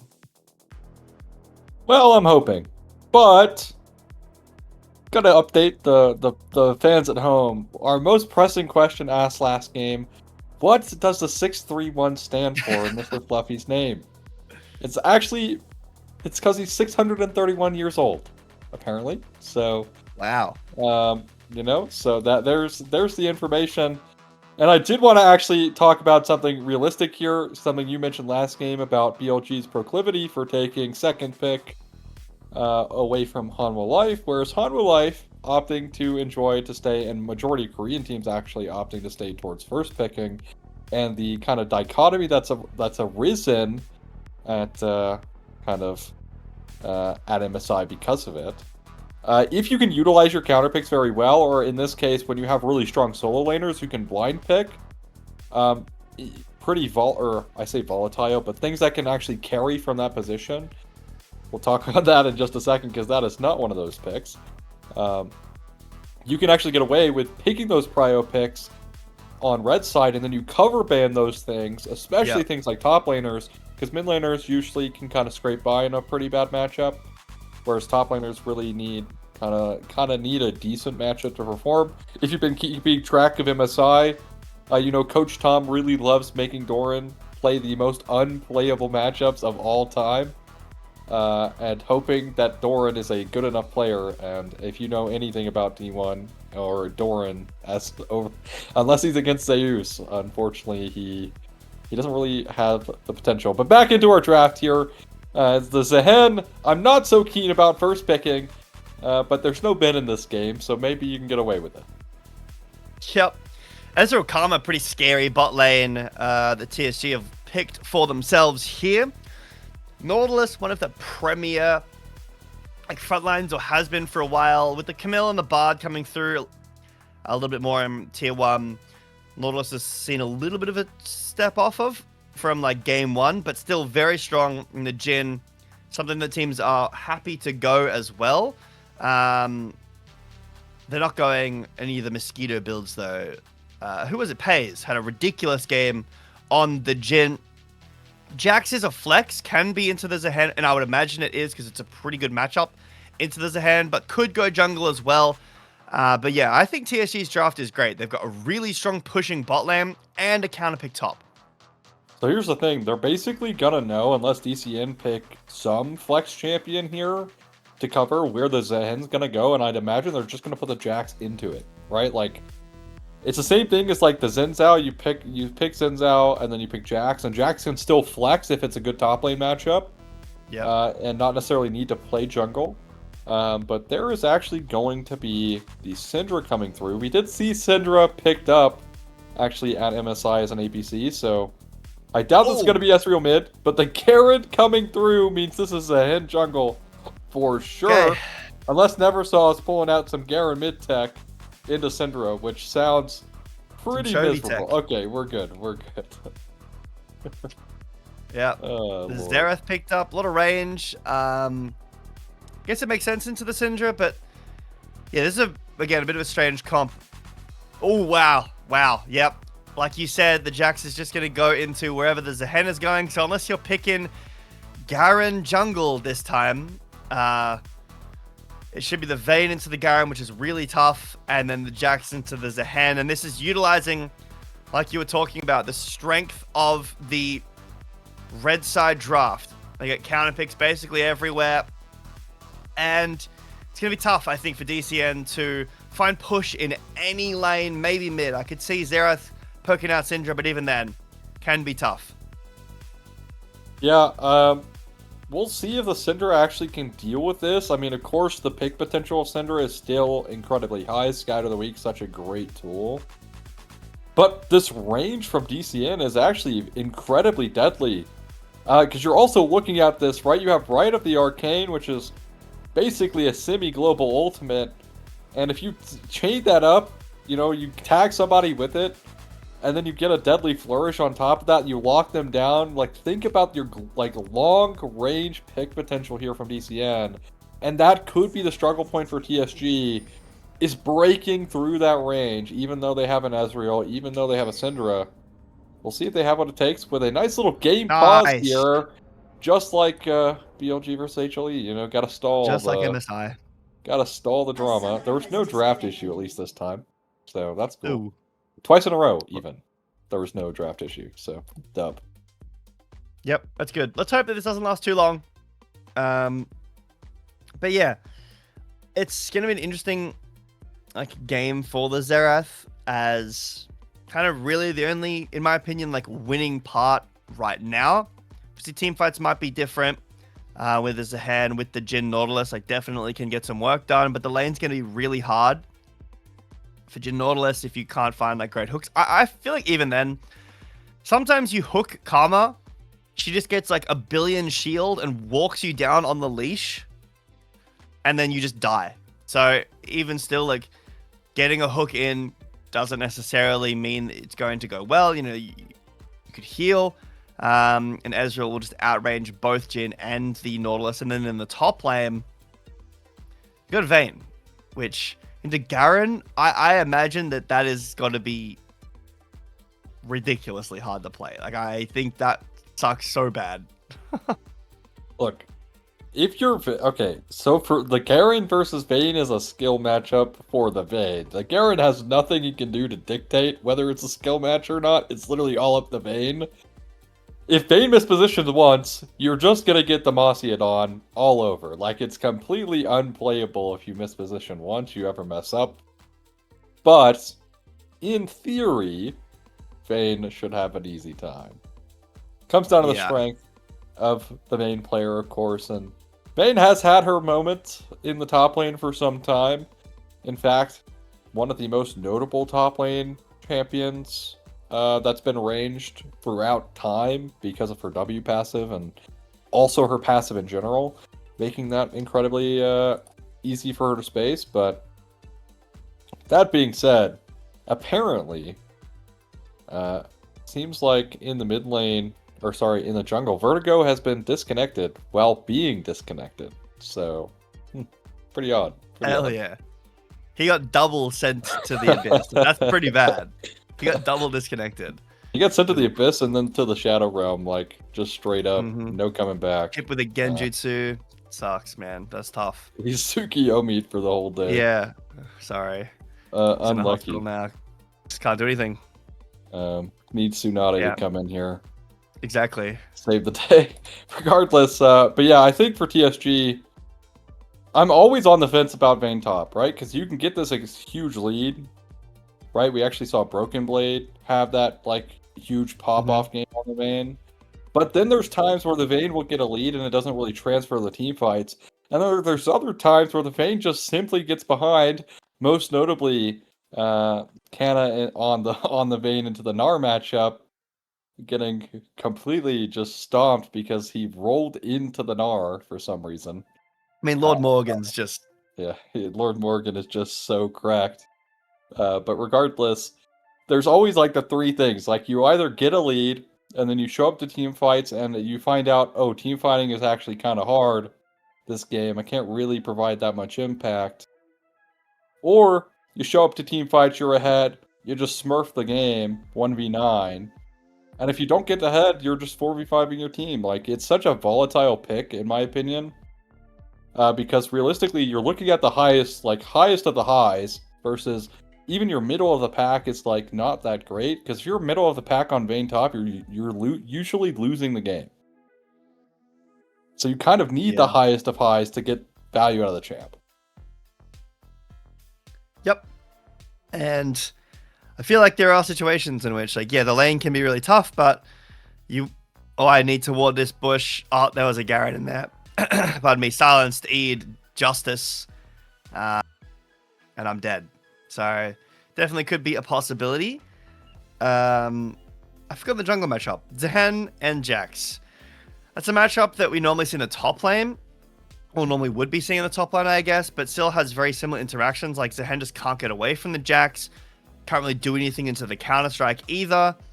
Gets stat checked as well by the ult. You can obviously ult away as Zehen, but still, Jax has so much gap close and ability to lock you down that not really fun for the Zehen, so I could see Jax just running into Zehen all game is a potential. But who knows? Maybe Zehen never connects back to the game. So he doesn't have to. Maybe he saw the matchup and was like, man, nah. You guys can do it without me. I'm done. You know, you guys can go on without me. You didn't need me. We're getting back in. So, all right. Seems like the long time to reconnect was because he had to reconnect from the disconnection and then reconnect again. Oh, yeah, of course. That makes sense. He had to do it twice. Yep.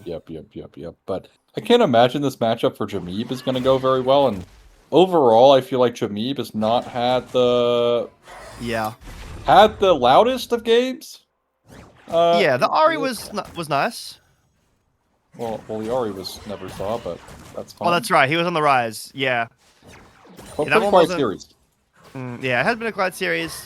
Tough matchup here as well, and already you can see feeling the brunt of that. So, not super encouraging on the start, but does get the push in, so that's good. Yeah, of course, Syndra gonna scale as well, so should be able to provide some value, but like, again, in my mind, I'm just so scared of the range potential from death cards this game. And we'll see if Neversaw does the Rylai's tech with Xerath. Because if you hit an ult, like late game, you can just one-shot like a squishy. Because they just can't get away if you fire them in quick succession. So breaks their legs. Yeah, that is like basically impossible to do. It's genuinely the most toxic thing I've ever had to experience. Playing against a fed Xerath with Rylai's playing like an immobile AD carry, and he just ults you from off of your screen. If you don't dodge every single one perfectly, you're guaranteed dead. And then I just blame my team. Beautiful. That's true. You blame your team. Yeah, true. Yeah. Xerath fed from support most likely. You know, my support ran the game down, my mid laner ran the game down, my jungler didn't gank me or gank the Xerath. I mean, it's a whole host of excuses as an AD carry player that I can use. It's really like part of the skill of learning the role, right? You need to learn how to blame your team above all else. I feel like I'm getting pretty good at that, so should be challenger soon. I feel like, you know, you can't really blame your team because sometimes it's your fault, you know, and by sometimes I mean it's always your fault. Like you could have warded, you know. What do you mean? You know, you could I've have never heard that. I can't actually know what that means. I don't know. Regardless, AD carries complaining, pretty good duo. AD carry supports fallen off as a duo, and this gank coming through. There's the leash onto Kiwi that I was talking about. Tough for the Nautilus to play this game. Okay, we're good. Okay, close. Looks like all summoner spells used from both top laners. Wave's in an abysmal state, but Akira tries his best to break the awful lane position, like you said. Skill check. That was a flash in down the bot lane. Not sure exactly what happened down there. Oh, a flash out from Bondi, actually. But Vertigo now getting invaded. Also falls the flash. Very aggressive start to this game, but basically full of blood, just some bruises. Gone. There are 6 flashes down in this game. I don't need it anyway. I don't Sorry, like. not I 6. don't Not need it. 6. I can't. It's 5 flashes. So if half of the flashes in this match are gone at minute 4, so that's pretty good. But this is the playable. scary part, is especially because of how you itemize Garen. And that's also kind of being left up for conversation by people on the League Twitter space of like, how fair is it that he can build this way? Where he's building like, he built like absurd items. Like this guy just builds a plethora of like move speed items and just kills you anyways. Super tanky. Yeah. Even though he's building basically only damage stats. Whether or not you think that's fair, again, up to you, but that's just a conversation going on in the Twitter space. I don't play against Garen, so it's not something I really have that strong of an opinion against or for.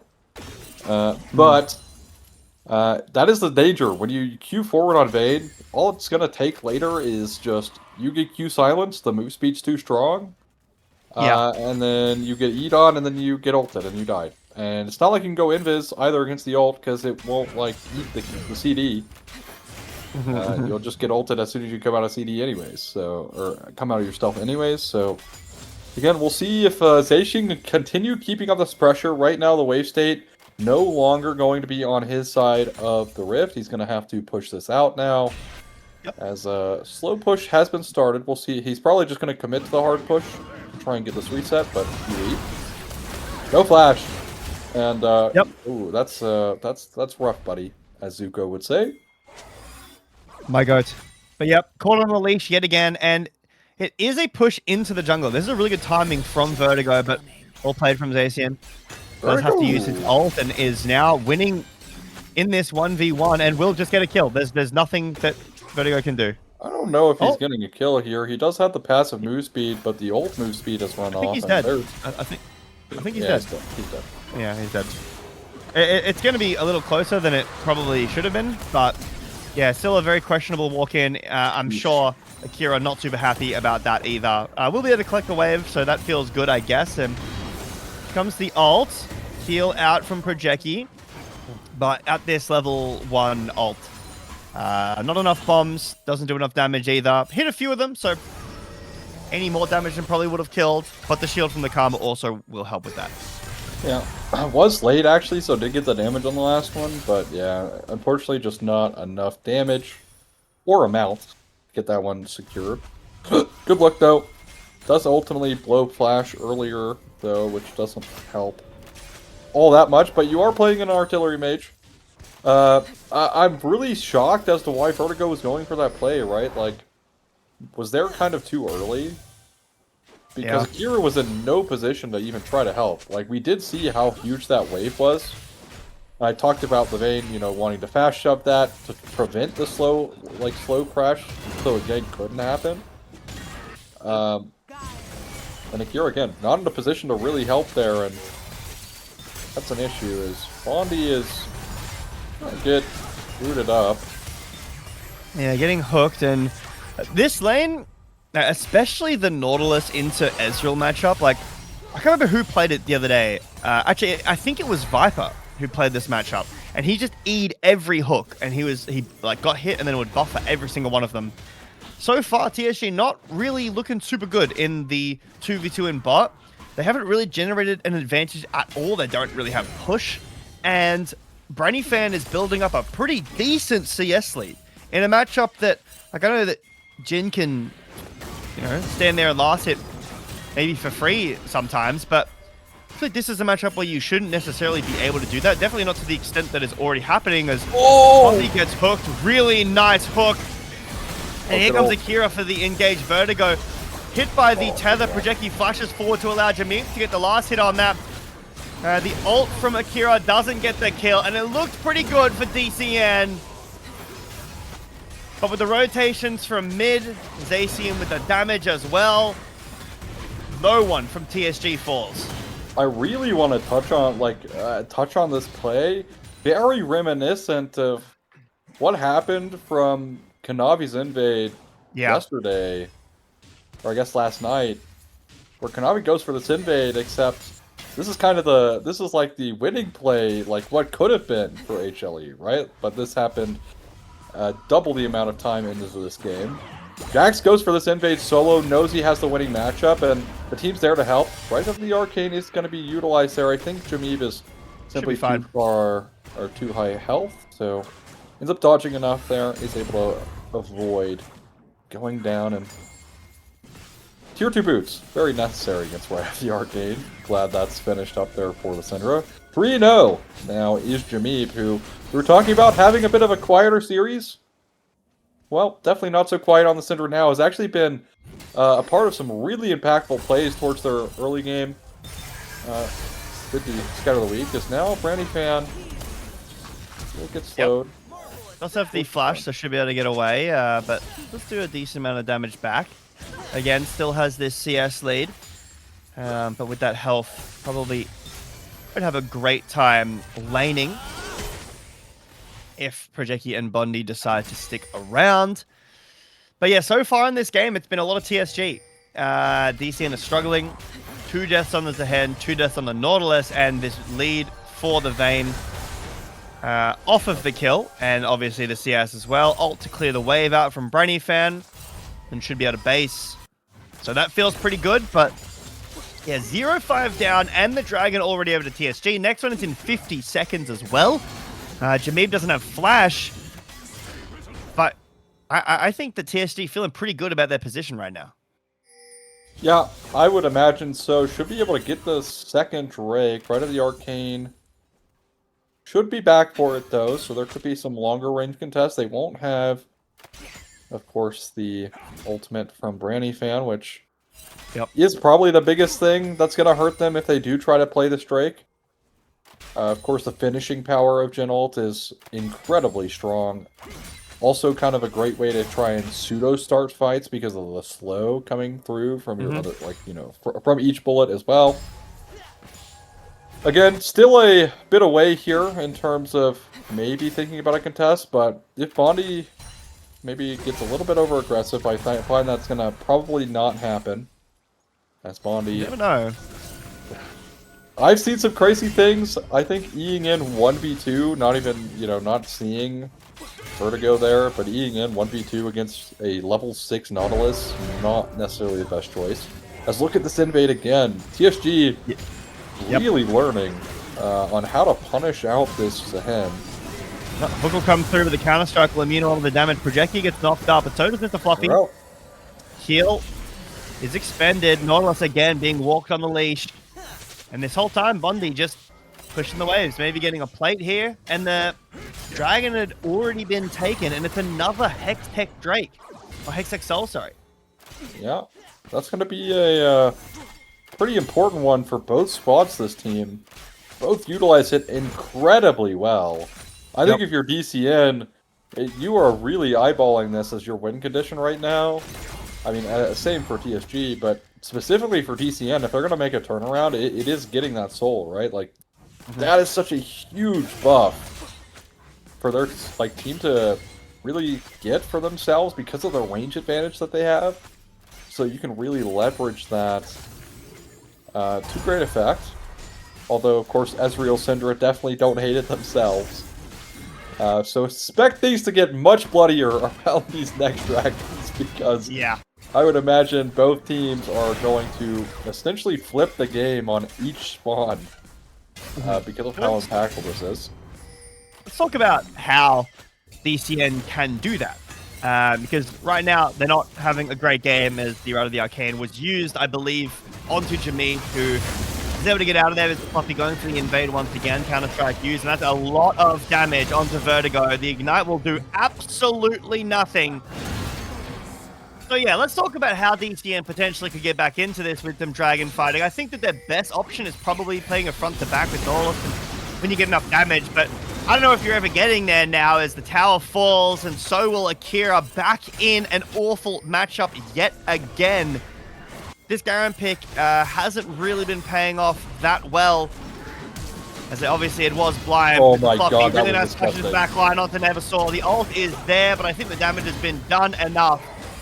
Jackson's just so mobile. Oh, hang on. Actually gets the shutdown and goes a little bit too far there. That feels nice, but I think this is kind of like a or my enemy won the lottery, and I got a bit of overtime pay, you know, or maybe some good tax return. Like, it feels good, but I don't know. Still not a bad play overall for TSG, but definitely hurts to give away that shutdown gold. As, well, never saw overstays are welcome and ends up falling victim to Jamib in the mid lane. Unfortunately there, but for me, I want to see death cards, right? Like, they have such a long range pick comp. I want to see them utilize this, especially against something like a Syndra, right? Like, that's a prime person in this game to try to pick off long range.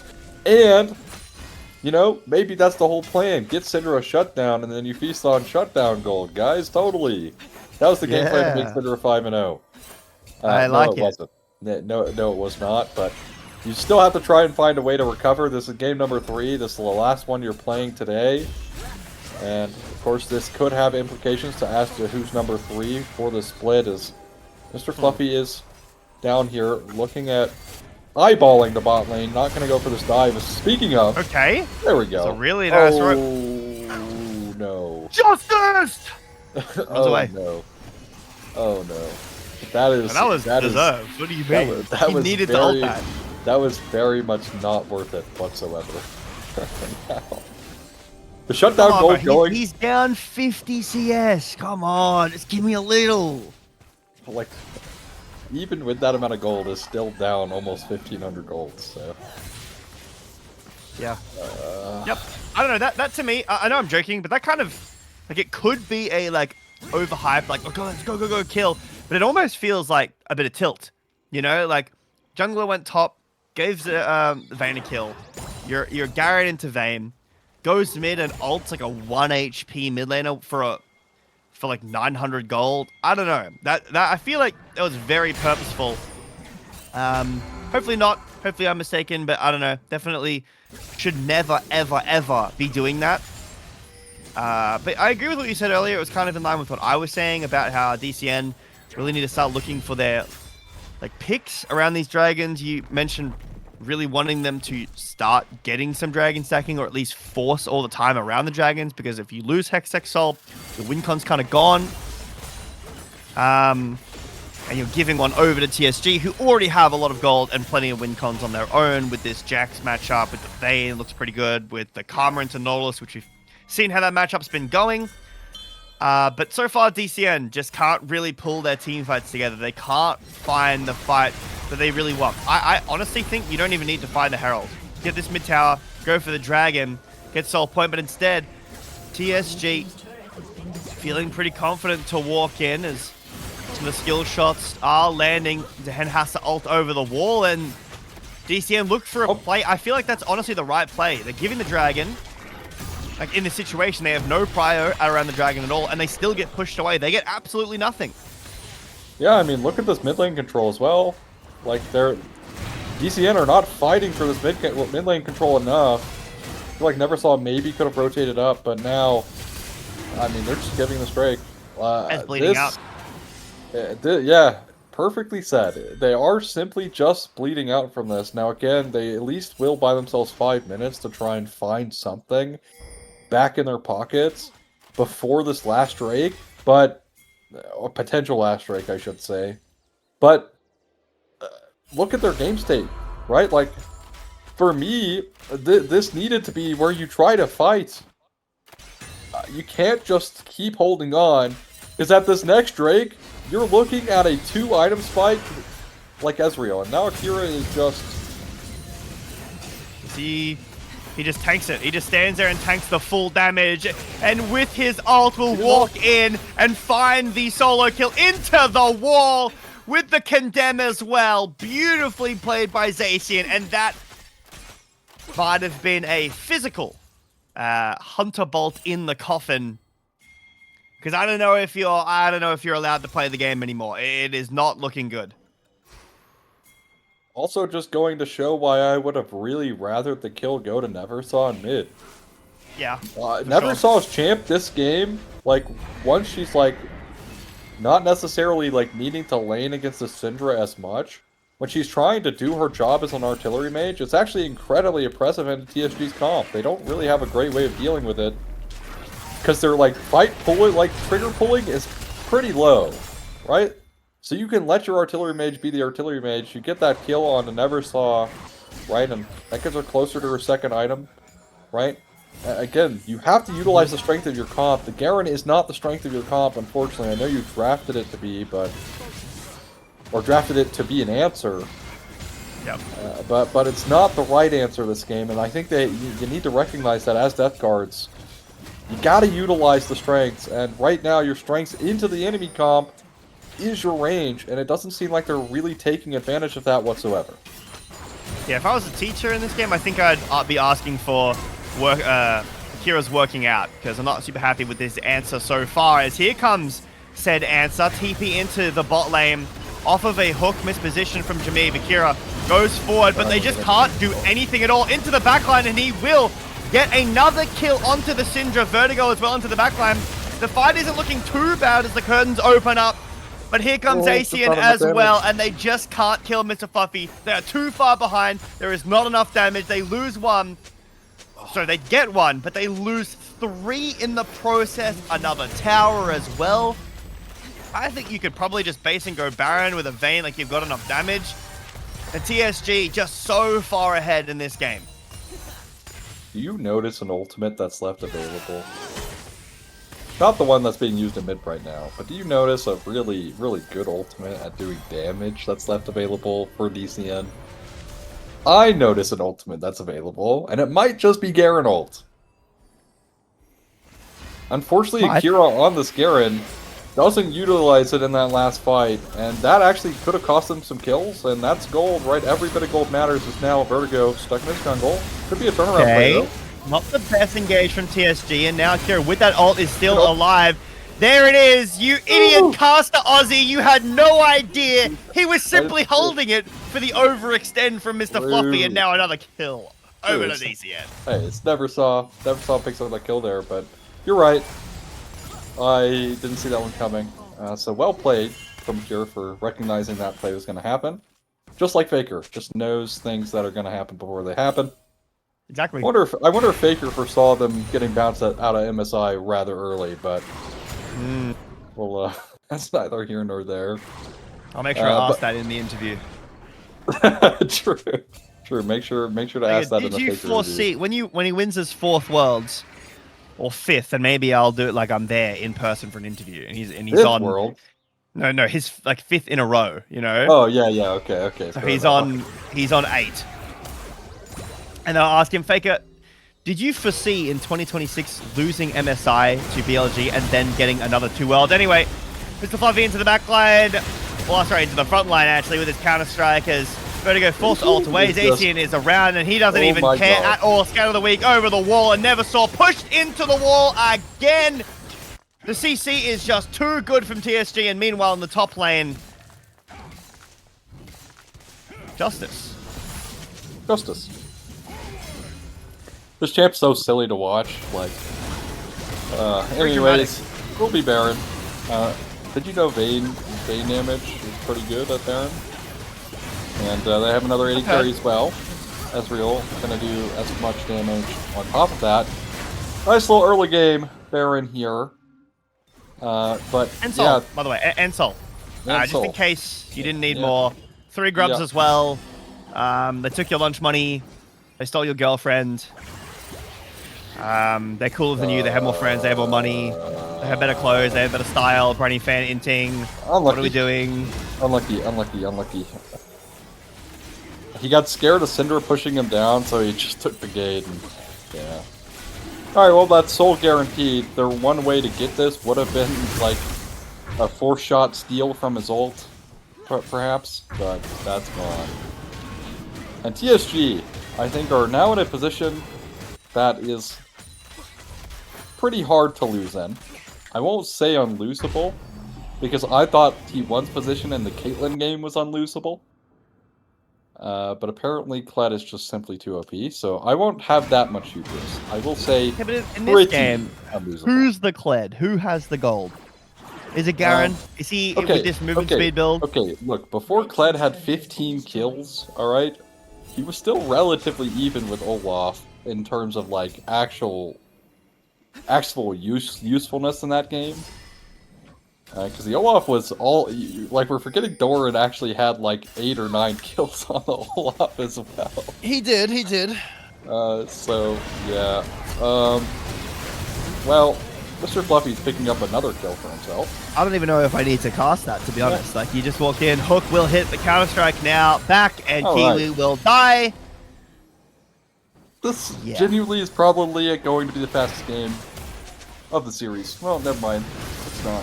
Bondi is maybe going a little bit... We're having fun. We're doing stuff. It's okay, he lives. Big Karma Shield, Barrier Flash as well. The base is being broken open, and now you don't have that ult anymore.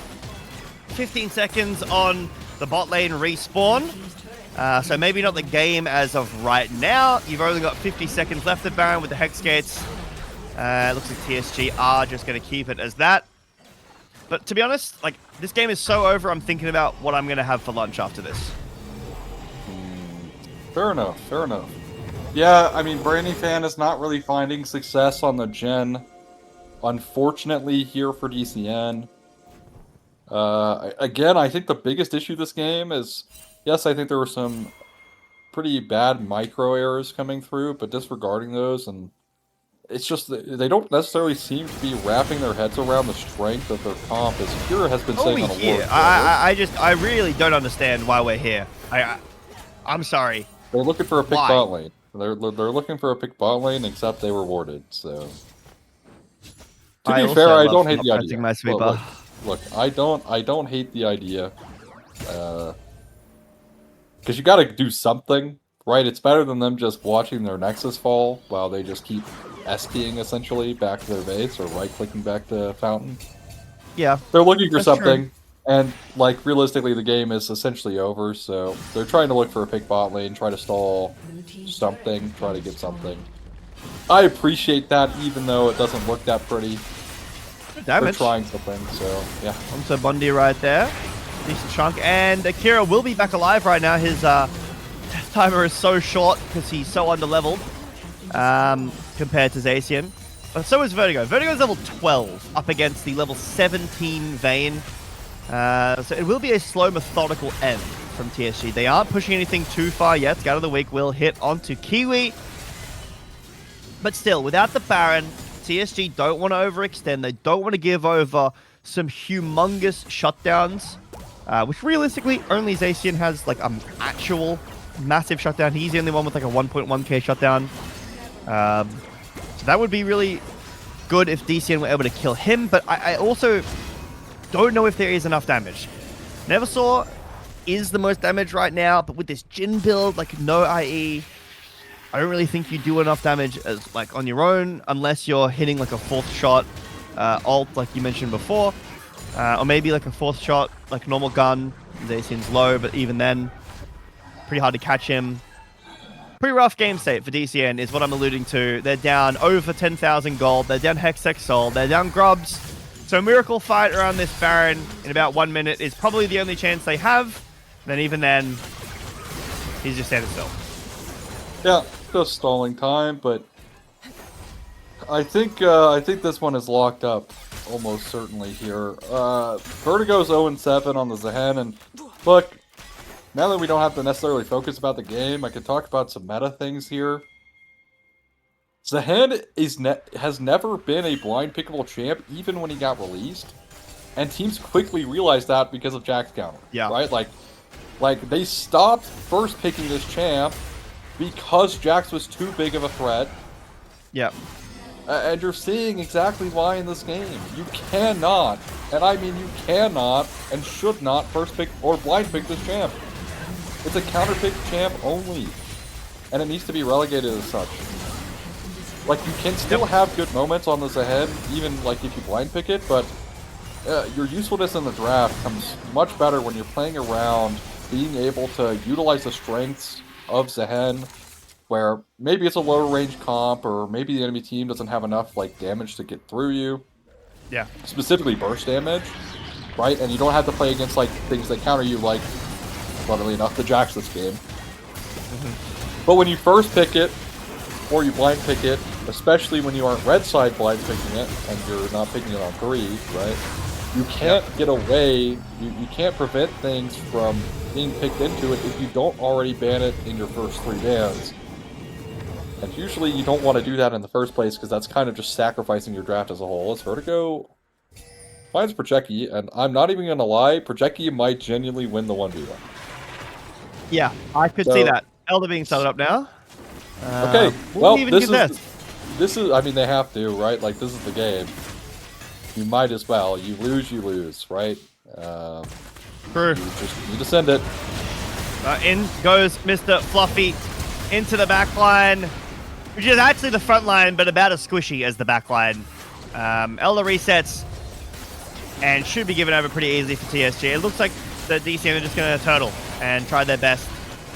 Yeah, this Here is... comes General. Here they go. He's going to try, but it's going to get body blocked. We missed the ult over the wall. No. Yeah, and that'll be the game. Right. Nice try.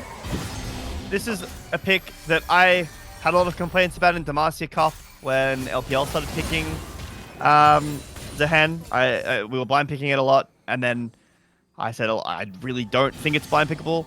And now, like you're saying, you can see why. It does not do very well into long range, doesn't do very well into the CC, or the Jack specifically. Baron, Elder, Soul, 3 grubs, all the lunch money, your girlfriend, your best friend, they've taken everything, and they'll take the game, they'll take the Nexus, and they'll take the series, and 3rd place in the league. TSG with a ridiculously dominant game number 3. Happy to see Jimmy wake up as well this game. I think that was a really big turning point for TSG because Neversaw was definitely getting the better of Death Card's mid laner. So Jimmy having a really impactful performance on Syndra, finding those roam timers and those like early game skirmishes in the jungle really benefited TSG, and that's where the game started to really fall apart. The Garen was an interesting pick that ultimately didn't work out. Zacian last picking the Vayne, shuts it down, keeps it out of the game. Vertigo making some very critical mistakes as well, getting that Vayne ahead in the first place to an extreme kind of level. And TSG will claim today and claim 3rd place with their win. Congratulations to TSG. Thinking of MVPs for this series, I think it's Zacian. Zacian game 1, Zacian game 2, game 3. Might as well. Yeah. Although game 2 was definitely a struggle for him overall. I think easy MVP vote for sure. Because of how impactful his games 1 and 3 were overall. As you can see, highest damage in this game, although Mr. Fluffy doing quite a bit of damage this game himself as a jungler. But look at the gold graph. That's wrong, by the way. It should be red, but don't worry about that. Red, yes. Yeah. The direction is correct. Hard stomp all the way. Yeah, hard stomp all the way. So, congratulations to TSG. DCN, though, struggling maybe a little bit, I think, to find their identity as a team. Again, they have good moments. Last game, they found a complete stomp, right? And that was off the back of Akira picking the Camille and winning in top lane, right? Basically, every lane was winning. Neversaw was kind of the only person holding it down in this game. Again, I think if you're going to pick a gen comp, it's really important when you're picking gen that you have to utilize your pick potential. You cannot just try to sit there and scale as an AD carry, because while Jin scales incredibly well, in order for him to scale, you have to utilize his kit, and to utilize his kit is to find those mid-game pick potential that we usually see out of it, and that wasn't present this game. Brandy just kind of let this one go, while the rest of the game just snowballed out of control. So, decent attempt, I guess, from DCN, but not a lot of time left before we get into playoffs to figure these problems out. If Death Cards are gonna make it into playoffs and have a good showcase, they definitely need to fix these issues. And I'm not really sure exactly what to pinpoint, but for me, at least in this series, it's definitely learning the strengths of your comp and how to utilize that to its potential. Because it also is reliant on what your enemy team drafts as well. Right? You can't just like run at them 24/7 with like Zehen Garen, because that's just never working this game. You need to like think about your comp into the enemy comp, and the way to win this game is just artillery them down until you can pick them out with Gen, and that's not what happened. In fact, they started really losing control by trying to force plays after they were already behind, right? Like they kept trying to like overforce around like weird angles, utilizing the Nautilus, right, from Kiwi. Although I don't think the Nautilus did bad this game. Definitely not the fault of the Nautilus at all. Kiwi played a pretty good game. It's just like the Zehen is overforcing when he's already turbo behind in the jungle.